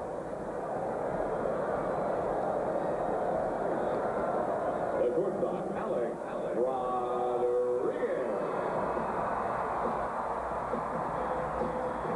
Rodriguez steps up, and they've announced the attendance tonight already. 57,586, which is the 3rd largest regular season crowd to see the Mariners in the Kingdom. Boy, just remember about 3 years ago, even until they made that run in '95, 2 years ago, this team was on the verge of leaving town. Everybody had, 10 years ago, had Seahawk jackets. Nobody wore Mariner hats or Mariner shirts. Now it's the other way around. In that championship, we were up here for that playoff game. Great game. That was great.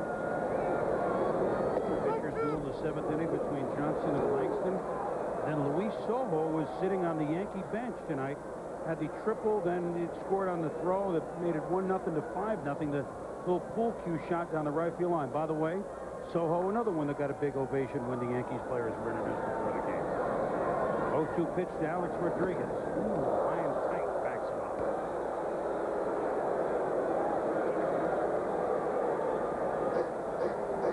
Well, he's thrown him he's pitched him away all evening.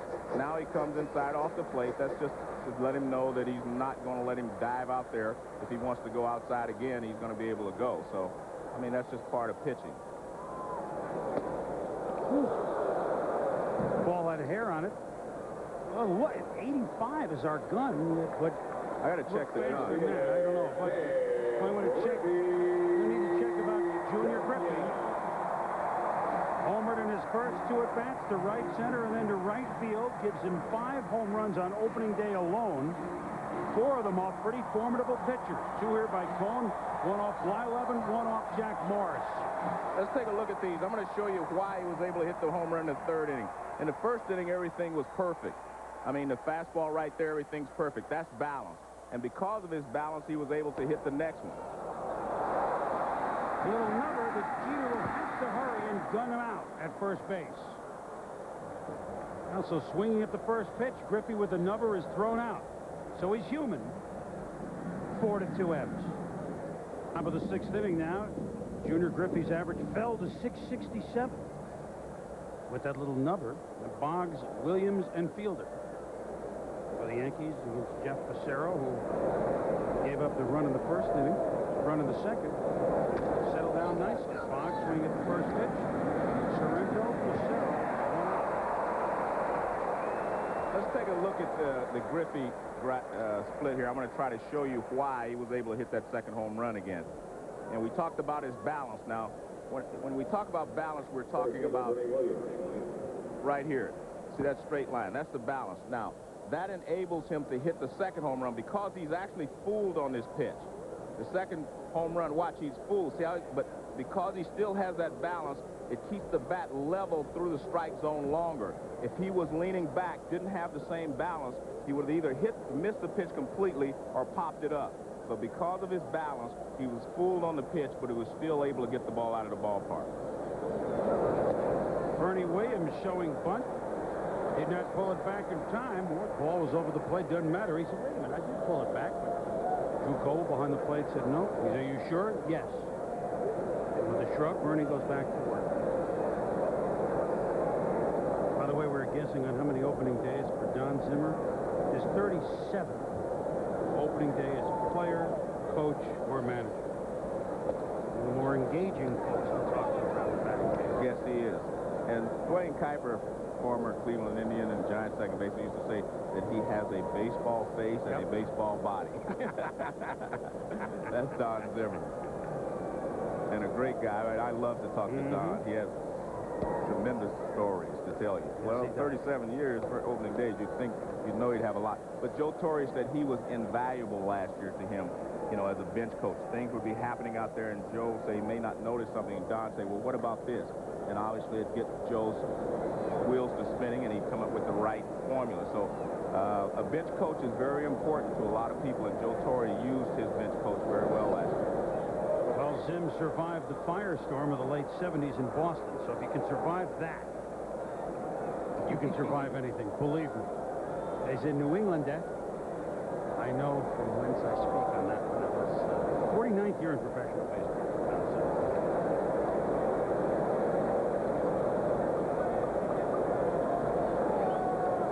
3-1 to Bernie Williams, who was doubled and thrown out to right field. And the count is even at 3-2. And we see Fassero is almost just the opposite of Cone. You see he has settled down. He has his rhythm. He's moving the ball in and out, up and down. He's pretty much on his game right now.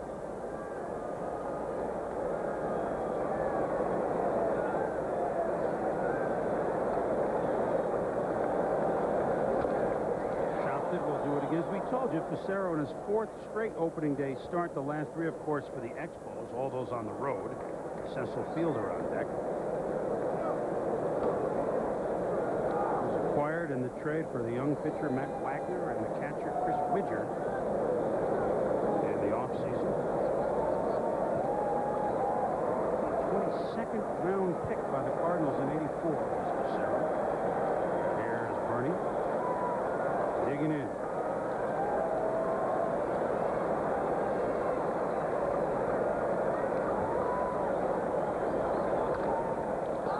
Fly ball to center field. Junior will lope over as he moves to right center, makes the play. 2 out. Here's Gary Miller. Chris, an update from the Astrodome. Shane Reynolds trying to nurse a 2-1 lead, but he puts 2 on, and Javi Lopez gets sawed off, but it's in no man's land. When Craig Biggio makes an over-the-shoulder basket catch, Reynolds gets out of it. He's still up 2-1. Back to you. All right, Gary, thank you. Long day in the baseball tonight desk for Gary. Labor of love. I was going to say it has to be fun, though. This is opening day. Cecil rips one to center field. Griffey over quickly. And Fielder with a 2-out single to left center. Let's take a look at this graphic. It will show you what I was talking about with Fassero, how he has settled down. He seems to be in his groove now. Look at that. The first time through the lineup, 4 for 8, 2 double sacrifice. Second time, 0 for 8. And Cecil Fielder just broke up the 0 for 4 with a single to center field. So he is really starting to get his game on and have complete command of all of his pitches. He threw an off-speed pitch to Bernie Williams, 3-2. That tells you that he has confidence in his off-speed stuff now. That's the first hit he's allowed since the 2nd inning. Breaking ball outside to Tino Martinez. As you look at the scores, Gary keeping us up to date. Lee Cat Stevens with a home run for Texas today. Clark, injured finger, did not play. Chicago from behind at Toronto. Padres from behind over the Mets at the Murph. It's called something else now, but it's the Murph to me. Pirates win at San Francisco. Tough play for Cora. The underhand over to Sorrento in time, and Tito Martinez is gone. Heading to the bottom of the 6th, 4-2 Mariners. 4-2 Seattle, bottom of the 6th inning. Chris Berman along with Joe Morgan and our ESPN baseball crew, and our game of the week begins this Sunday night at 8 o'clock Eastern time. The Indians at Anaheim against the Angels. That'll be it, Joe. You won't see me ever again. John Miller will be back to announce with you, and we look at the Indians, and they're in one of their new additions, Matt Williams. Funny, I ended up talking to Matty on the phone yesterday as I watched The in-game box score here, bottom of the 6th, Edgar Martinez leads it off. He's 1 for 2. Cleveland played their last 2 preseason games, oddly enough, at Candlestick on Sunday and Monday. And I spoke with Dusty Baker yesterday, manager of the Giants. Matty was in the office. I said, well, it's like 2 last looks at the stick before he moved on. I look forward to seeing the Indians on Sunday night. And the Angels, too. Foul ball down the right field side. It'll be interesting to see, as you see the Josias Manzanillo warming up. Interrupt there. That's okay. I knew it would take a while to say the name, so I figured I'd jump in. But I'm looking forward to seeing, you know, David Justice, Marquise Grissom, Matt Williams, you know, in the American League. I think Cleveland has really helped themselves with the addition of those players. You know, when I was broadcasting for the Giants, and Matt Williams came up, he had the best hands of any young player I'd ever seen. I mean, he was just a great glove man. Skied in the infield. Everybody meets at the pitcher's mound. Wade Boggs gets it. That's kind of a scary play. The guys were just charging from the corners, Martinez and Boggs. It's tough to pick it up with the gray roof. And then this 50th year of Jackie Robinson, so breaking the color barrier, that was a great play by Billy Martin. You see that sidearm breaking ball there from David Cone. You could see the hole in it, which means that, you know, you can see the spin on it. And that's what a hitter looks for, to know what it's going to do, whether it's going to break or not. Remember Billy Martin ran in and made that catch in the World Series? Yes. Didn't have a roof to contend with them, did he? No, but, you know, the thing that amazed me is the second baseman was the smart guy. He was the one that ran in and made the play. Everybody else was kind of just standing there watching it. And Billy said, I'll take it. I don't let the pitcher make it. But second baseman, you know, they're like that. I know that. Johnny on the spot, or Joe on the spot. People say, hey, the pitcher has a glove. Stand on the line and make the catch. I mean, it doesn't happen. But isn't it funny? Because in Little League, the pitcher's always the best athletes. They make all the plays. They do everything. They get to the major leagues, and a lot of them will not make those plays. But there are a lot of good athletes who happen to be pitchers, and they could make the plays. Count is 3-0 to Buhner. There's a strike that Buhner thought he missed. Cohen got the corner. There's... Well, he could probably make the play on the mound from center field. See, we've got Peter Pasquarelli and Marty Quality Aronoff up here. They're firing me numbers left and right. Marty points out, I won't take credit for it, Bob Pizzato was the pitcher. Oh, yeah? Left-handed reliever on the play that Billy Martin made. Now, none of us knew that. No, I definitely didn't know it. I just knew Billy made the play.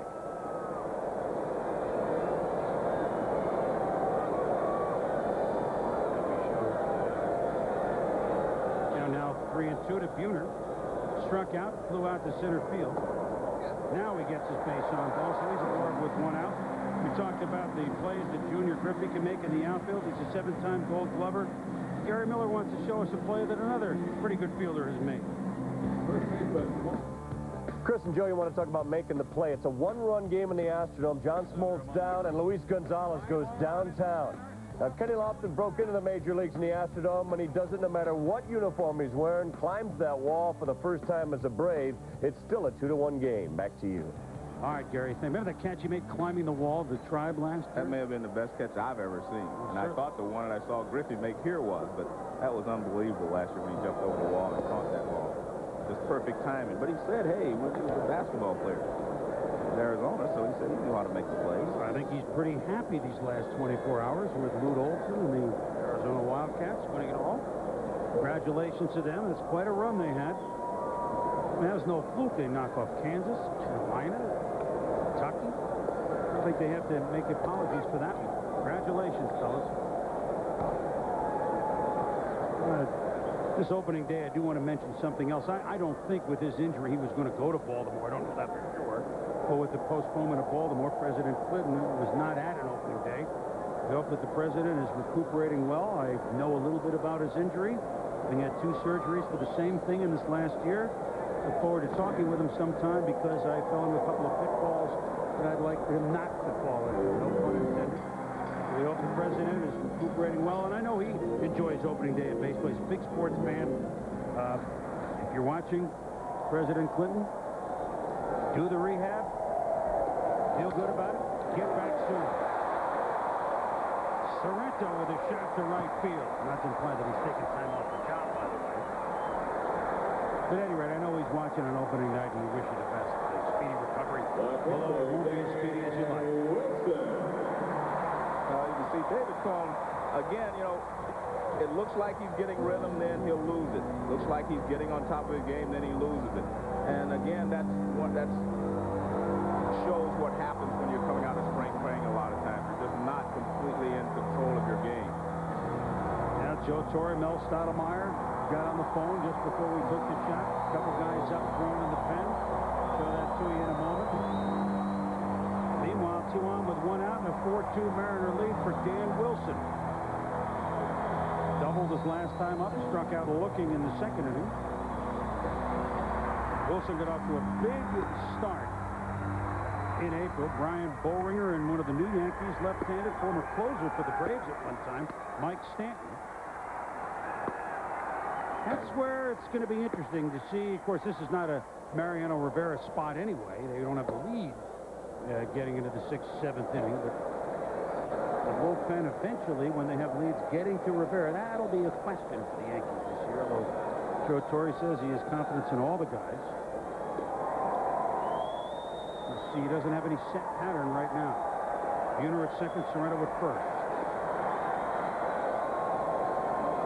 No one scored since the bottom of the third when the Mariners got 3. That is 2-0, and you're right, Joe. It's when you think he has a handle, the phone looks like he's struggling again.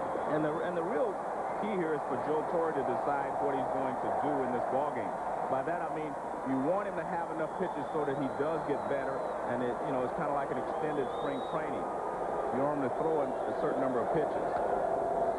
And I think that's what he's getting close to now, and that's why you see someone warming up. I think Joe Torre wants to go as long as he can with Cone so that he knows exactly, how he's feeling out there. He's throwing 109 pitches, and he's measuring his velocity and etc. So I think he just wants to decide whether this is extended spring training or whether he really has to get him out of there to protect him.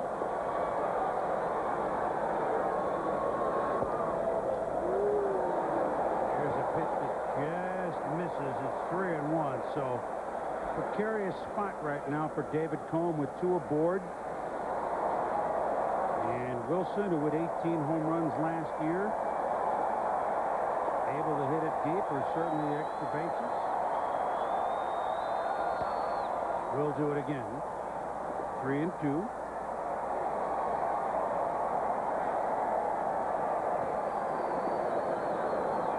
With Russell Davis, who homered in the 3rd inning to lead off the inning, on deck.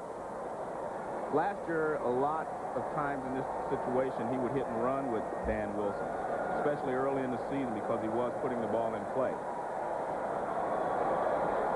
Not this time. Little chopper bogs to second base to Duncan for the middle out. No chance for 2. Sorrento was gone. So 2 outs now, runners on the corners for Russell Davis. Boggs makes a good play, charges the ball right away, and gets it over to Duncan. See him? He charges the ball, makes up his mind he's going to second base, doesn't even have to look, and that's all they can get.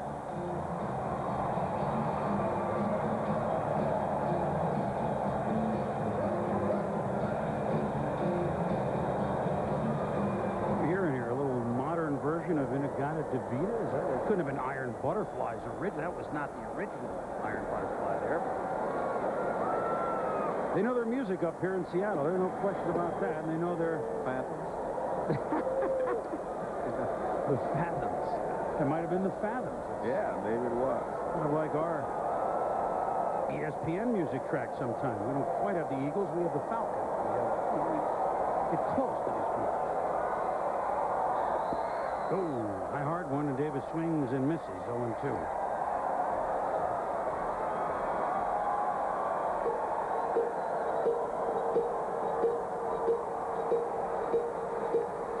Buhner at third. Wilson at first. Mariners up by a pair, 4-2. Would love to plate at least one more. They have the opportunity right here. Outside, Davis does not bite. It's 1-2.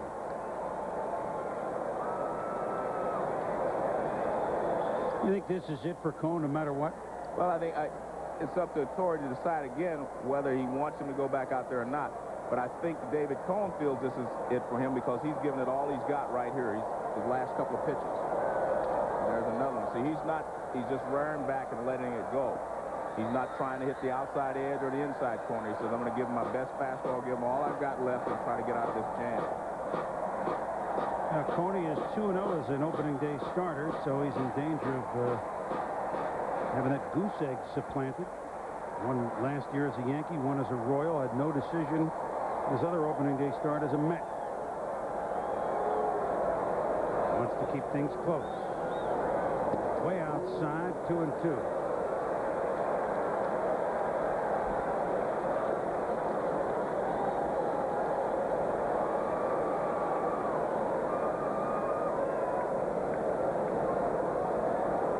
Cone tonight, Pettit tomorrow. In these two games.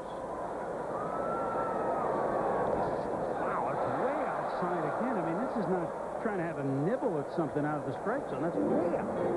Well, I think that's why he went with the fastballs. I think he feels like he doesn't have command of the slider. That was supposed to be a slider.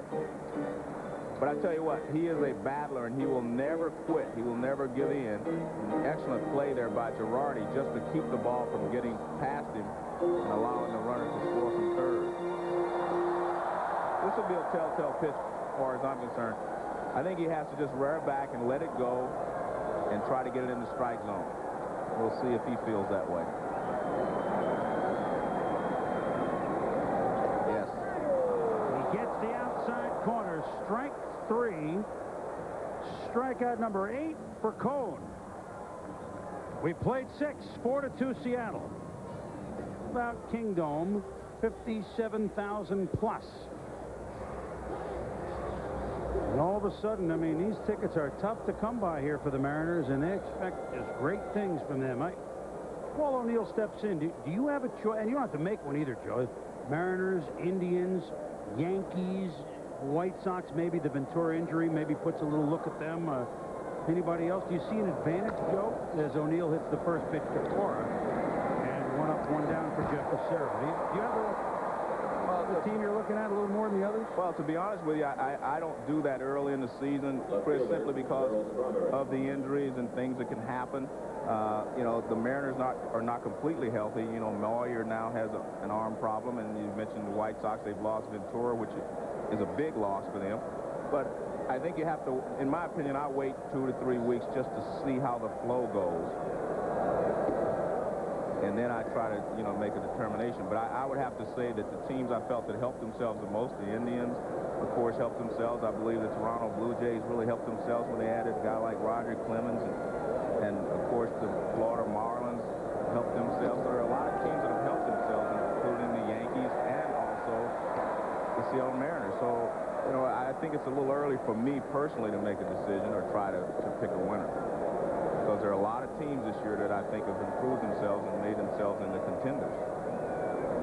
Now, Fassero, I think he could be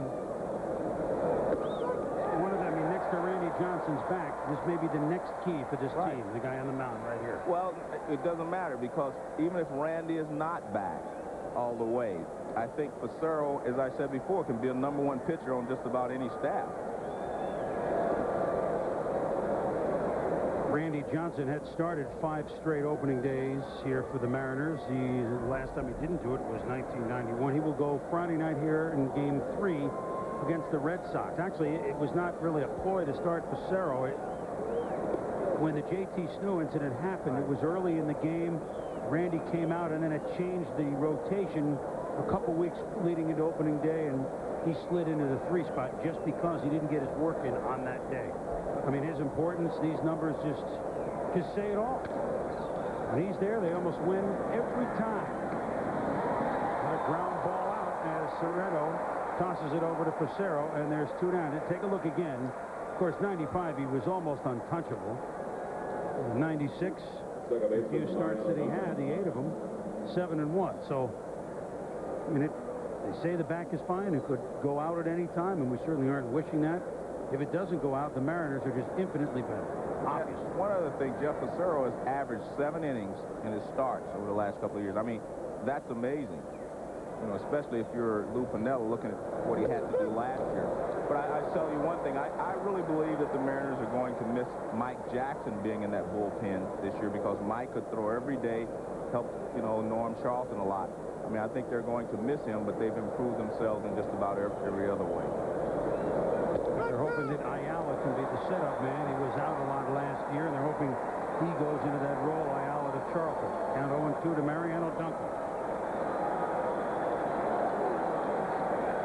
Fassero was retired 14 of the last 16 batters. Giving up just 1 hit since the second inning. I really like him, Fassero, not just what he's doing tonight. He works inside, understands what he's doing, and he gets Duncan right there. 6 strikeouts for Jeff Fassero. 7th inning stretch time at Seattle, who have a 4-2 lead. Attention, please. Now pitching for New York, number 41, Brian Bowringer. Oh, don't mind me. I'm just singing along to the Kingsmen here at the 7th inning stretch. They're a local Seattle band who had a big hit Louie here in the 60s. I'm just singing along as I bring in Brian Bowringer. And we were right. That was David Cohn's last batter. So Bowringer will face Tinsley in the 9-hole, Cora and Rodriguez at the top of the order. I don't know. On Wednesday night baseball, we get cues. I don't know. Is this what happens? You did the big time. You're just not supposed to sing?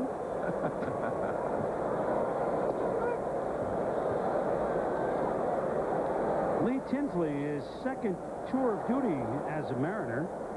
He was up for a while in '93 with Seattle, although most of that season he played with their then AAA club, the Calgary Cannons. Last year, of course, he played for Boston, and Bowringer gets him out 1-3. Let's head back east to Gary.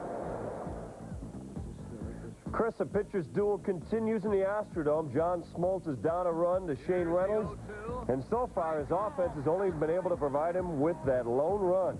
It still remains 2-1. The Braves running a Chipper Jones homer, but they're down by 1. Old-fashioned pitcher's duel in the Astrodome. The Astros have, of course, our director, Mark Payton, is hanging on every pitch of the Astros. Reynolds and Hampton, some young pitchers. Dueling Smoltz here tonight. So 1 out, and here's Joey Cora, who is 0 for 2 and a walk. Was out stealing on kind of an attempted steal in the first inning. Girardi gunned him out. Well, it's registered as an attempted steal. Yes, anyway. it is. Here is Bobby Ayala, or as we like to call him, one of the better nicknames sent in by a viewer, Bobby, we all live in Ayala Submarine. That's long and it's involved, but you know, it's opening night. We have to trot some of these marginal ones out again, Joe. Did you get that off the net? No, I don't. The net? The only net I get it off is if I'm playing tennis. The net. No, I've yet to enter the 90s as that goes. Okay. I'm still singing 60s tunes and trying to figure out the fathoms. You know that. Now Boggs in. Case Cora wants to drop one down. Mariners 1 in the first on Griffey's solo homer. 3 in the third. Solo homer by Davis. 2-run homer by Griffey. Nice play by Derek Jeter. He is so smooth and dug out by Tino Martinez. 2 out. Tell you what, Rodriguez and Jeter, the one thing that they have in common, shortstops, because they're kind of different the way they go after the ball. They have strong arms. I mean, Jeter showed his arm strength when Rodriguez hit the ball off of Boggs' hand. Now watch this. Cuts it off perfectly. You can't run away from the ball on AstroTurf. You have to pick a point and run to that point. And he made a good play, got it. Once he catches it, you're pretty much out. He's got such a strong arm.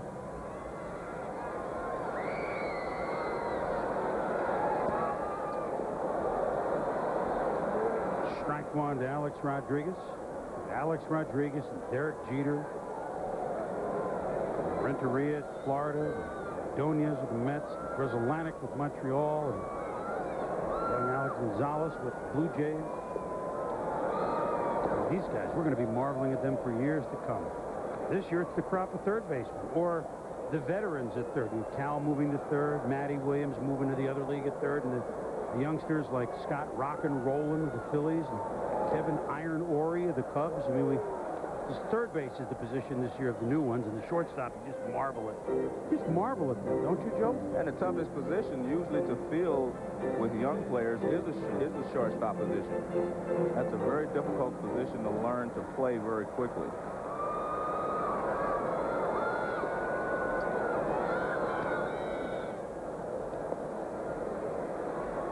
I think the toughest positions to break in, with your young players is catching and playing shortstop, simply because, catcher has to handle all types of pitching and the veterans, and shortstop is just a very demanding position.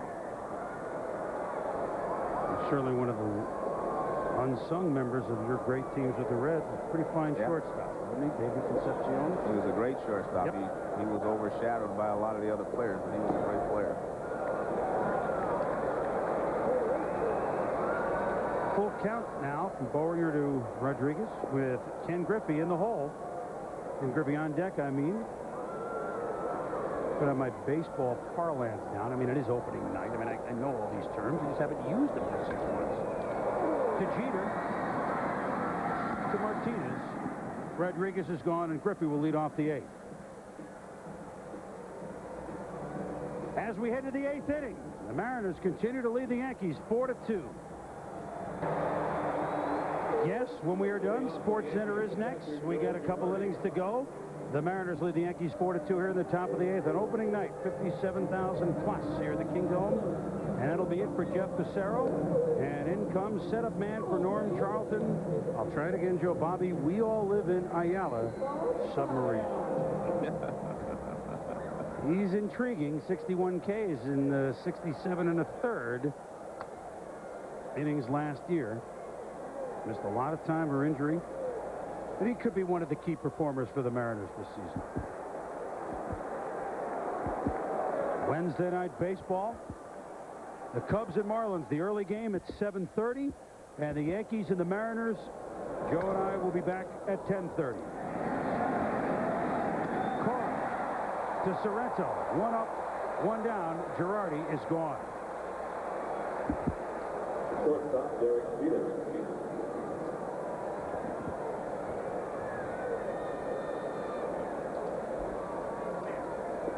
So Derek Jeter steps up. Jeter is 0 for 3 tonight.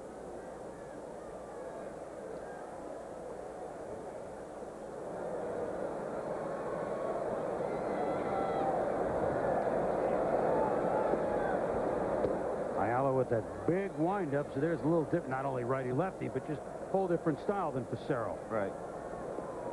We talked about Rodriguez and maybe having a career year last year, and what was he going to do for an encore? Kind of similar situation for Derek Jeter. I mean, he was Rookie of the Year last year. He wins the World Championship, and of all places, New York. What do you do for an encore? And in talking to the coaches over there, they say he has kept his head on straight, and he's a much better prepared player this year than even last year. He has not let his success go to his head.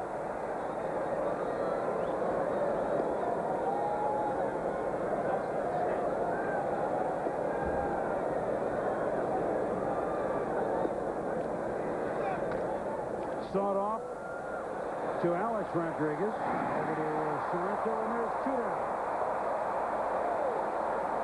I just marvel at those guys' arms. I mean, they get the ball and they just snap it, and it's like it's on a string across the diamond. Both of them have just tremendous arm strength. There you see what Fassero did before he was taken out. 15 of the last 17 batters. That's an excellent line there for Fassero. You have to remember he's pitching for a team that averaged 6.2 runs a game last year. He knows that stat, Yeah. by the way. he couldn't wait to point that one out when we talked yesterday. Bogsy to the left side, a base hit, his second of the night, and now 1 shy of 2,700. And you see Piniella shaking his head. He said, well, what can you do? That was a good pitch, down and away. He actually looked like he wanted to check his swing, but he slapped it through the left side. Watch this. Now, he looks like he wants to stop his swing. See right there what he does. It's a half swing. Watch this. See, he doesn't complete the swing. He just kind of guides it through the left side. They used to say about Rod Carew, they say Rod sometimes looked like he'd just catch it on his bat and throw it where he wanted it to go. He was that good. Well, there's the Band-Aid to cover the 47 stitches he got off the fungo and the bad high. He never saw it come. He sounds like a hockey goalie that was screened and never saw it. That was at the new ballpark there, Turner Field in Atlanta. Boggs got hit over the eye in both days there, and I think that's Atlanta's way of getting back at him for that bases-loaded walk that he got in that wild fourth game in the World Series. Of course, while he was taking infield, it wasn't something the Braves did. Misconstrued the comment. Norm Charlton is up, and this is a lefty who is a 10-year minor leaguer, Greg McCarthy, from Shelton, Connecticut, we should point out, that has come and made a real impression on the Mariners in the spring, and Lou thinks he can really be a situational lefty for him, although Charlton is the closer. Count is 2-0 to Bernie Williams. There's McCarthy, who in his 10th year came up finally last season for a little bit. Had 90 strikeouts in Tacoma a year ago in 68 in the third inning. So just keep your eye on him these two nights if we see him. And while Ayala doing what he can do, be wild. That has always been his MO. He'll come in, throw 6 straight great pitches, and then throw 6 poor pitches, miss the strike zone, and he can miss it by a big margin sometimes.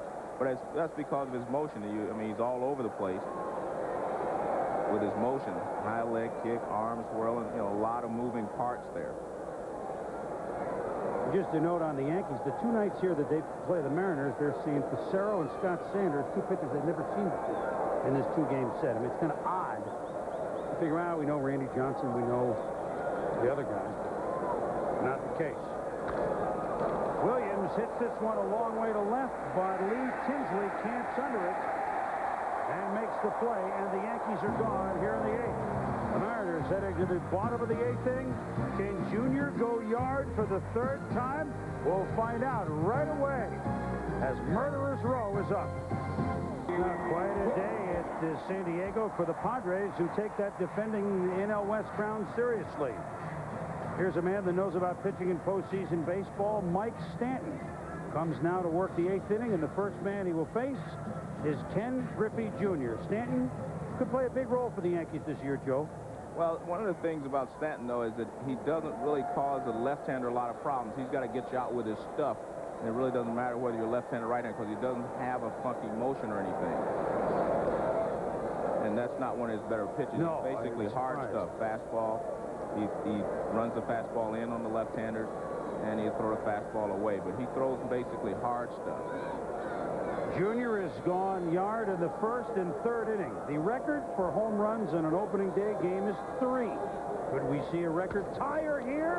He took the big swing, but it's just the shallow center. Williams coming on, he calls off Jeter, and there is 1 out. So unless he gets another at bat, the record held by George Taco Bell in '88 and Carl Tuffy Rhodes in '94 for the Cubs is safe with 3. And here are the 2 homers.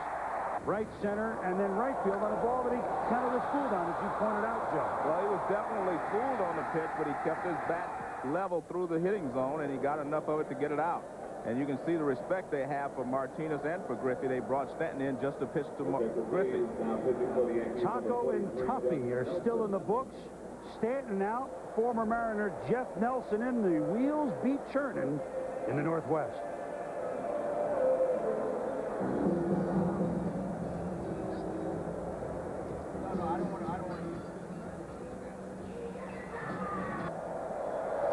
Pitcher is Jeff Nelson. The batter is Edgar Martinez. Nelson, of course, a member and a teammate, member of the Mariners, a teammate of Martinez until last year, when he went over in the Tino Martinez trade to the Yankees. Russell Davis and Sterling Hitchcock, which has now become Scott Sanders. That being said, Nelson works quickly. Ground ball to Jeter. Over to Tino, and Edgar is gone. 2 out here in the 8th. And Joe working his bullpen here and getting the results he wants. Well, I think he wanted to make sure he had a left-hander for Griffey, and he definitely wanted a right-hander for Martinez. But Jeff Nelson's a little tough on the right-handers because, you know, he drops down, he gives you a lot of arms, knees, and elbows, and it's a little difficult sometimes to pick the ball out of all of that. Plus, he has pretty good stuff. Nelson had control problems last year during the regular season, certainly early on, but 3 games in the World Series against Atlanta. Remember what he did, 4 1/3 inning pitch. He gave only 1 hit. The middle relief of the Yankees, Graham Lloyd and Weathers and Nelson really did the job. I think Graham Lloyd showed more intestinal fortitude than anybody last year. I mean, you know, they were booing him all season long, and then all of a sudden, he got his act together and he pitched great under those circumstances in New York. I mean, he deserves a real pat on the back for what he did last year. And a great baseball nickname from the Field of Dreams, Moonlight Graham Lloyd. It's a new one. Okay, I didn't hear that one. You're right, I hadn't heard that one before. I'm going to give you another tough one there. And Bob Watson deserves a pat on the back for the trade that he made and sticking with it and saying, hey, I made the right deal and proved to be a world champion. Give me a Bob Watson. Well, that's elementary, my dear. Okay, I got that one. I can handle that. No, that was a layup. Okay, I was going to say I can handle that one. That was just a fungal. I mean, that was just an easy way to put it in baseball terms. You can fathom that one. Okay.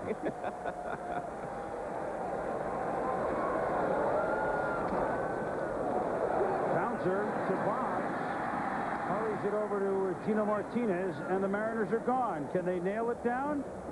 Cecil Fielder, Tino Martinez, Paul O'Neill coming up.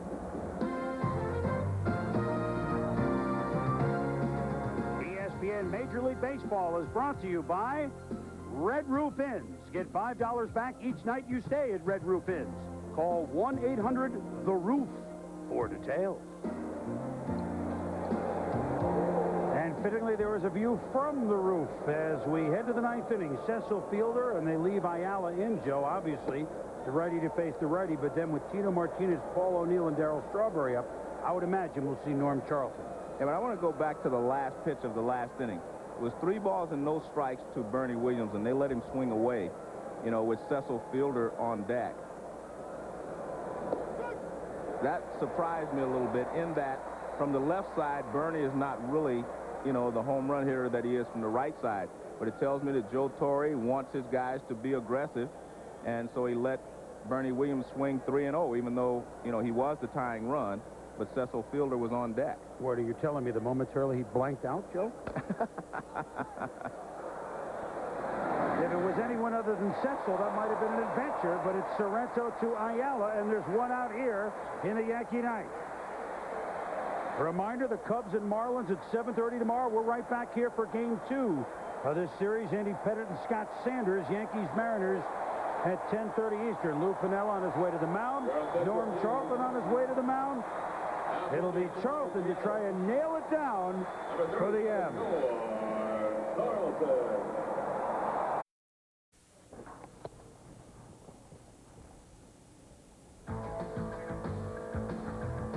Tight pitchers duel, the only primetime game in the National League. Billy Flamethrower Wagner coming on to get Mike Mordecai with some high cheese. And they hold on for Shane Reynolds, and Larry Dierker's debut is victorious one. Astros win a pitcher's duel 2-1. 5-3, the Tigers are holding on the bottom of the 8th at the Metrodome. Full details on SportsCenter. Back to our game. All right, Gary, thank you. So Norm Charlton is in with 1 out in the 9th, and the base is clear. He's Lou Piniella's guy. Was with him in Cincinnati, obviously, and he's the closer here, and he'll face former Mariner Tino Martinez. Oh. And Norm says,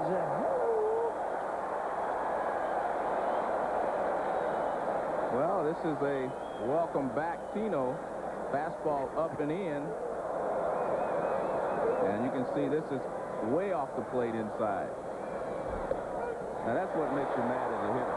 One goes up and in, the next one's right on the outside edge. Yeah, there it is. Welcome back. Yeah. Not now, though. Well, it looked like we were going to have a scoring fest the way this started out, Joe.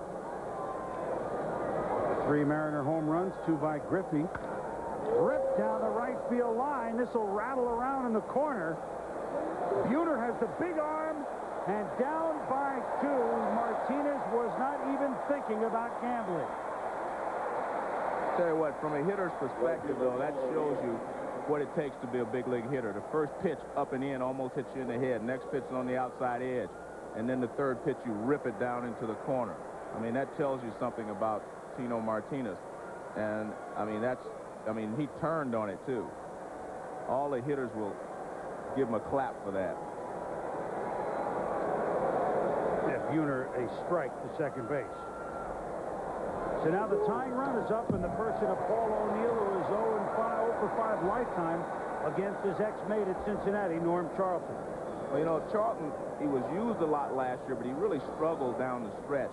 I mean, he doesn't have the overpowering fastball. He had the great splitter, the overpowering fastball before, and he started to struggle a little bit. He just got people out by knowing how to pitch and just being mentally tough out there. And we're going to have to see how he adjusts this year, or if he has that overpowering fastball again. There's the split. Well, he's painted the outside corner twice. And there you see Paul O'Neill, 239 against lefties, 338 against righties. So obviously he prefers to get his at-bats against right-handed pitching. Much of the crowd on their feet, hoping for a strikeout.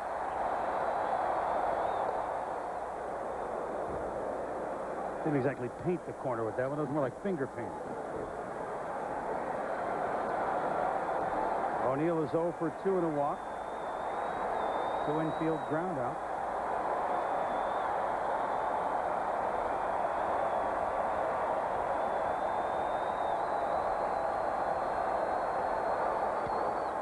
Little base hit to right field. Martinez to second, O'Neill to first, and now the Yankees have the tying runs aboard in the 9th. I mean, are we seeing already in the 9th inning a microcosm of last season? Well, again, you know, in the past, he threw a good fork ball away for strike 2. He missed with a fork ball. In the past, he would come back with a high fastball. He went away again with a fork ball. And again, it maybe tells you that he doesn't have the confidence yet that he used to have in his fastball, because a good high fastball then was probably a better pitch than the fork ball. So they bring Charlton in to face the 2 lefties, Martinez and O'Neill, who promptly single. Here's the 3rd lefty, Darryl Strawberry. Pat Kelly will run for O'Neill as the tying run, potential tying run. Strike on the outside corner to Strawberry. Darryl is K'd twice and grounded to first base. He's yet to get the ball out of the infield.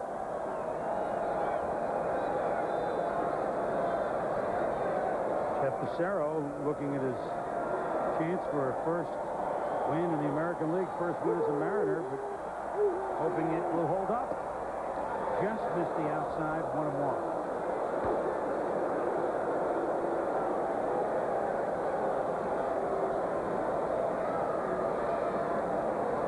Fassero retired 15 of the last 17 batters.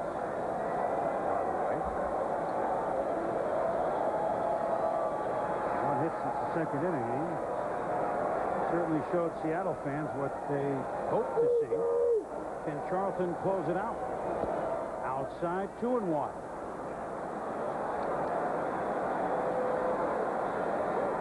Mariano Duncan on deck, Girardi to follow.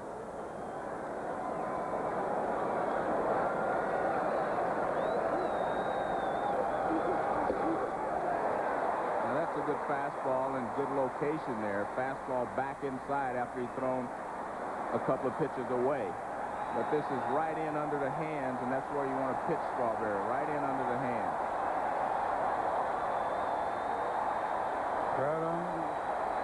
Crowd on their feet.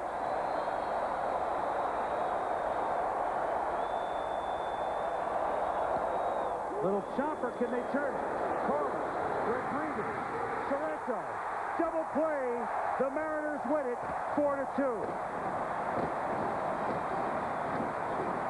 Charlton nails it down for Jeff Fassero. The Mariners used long ball, and they used excellent starting pitching. Well, you're right. The long ball. We talked about how exciting this offense was. I was thrilled tonight. Good ball game for the Mariners. So the Mariners start the '97 season with a win. Jeff Fassero impressive on the hill. Junior Griffey with a pair of homers. Russell Davis also went yard. Fassero over Cone. We'll be back tomorrow night. For Joe Morgan and all of us, I'm Chris Berman. Thanks for watching SportsCenter's next. ESPN, the worldwide leader in sports.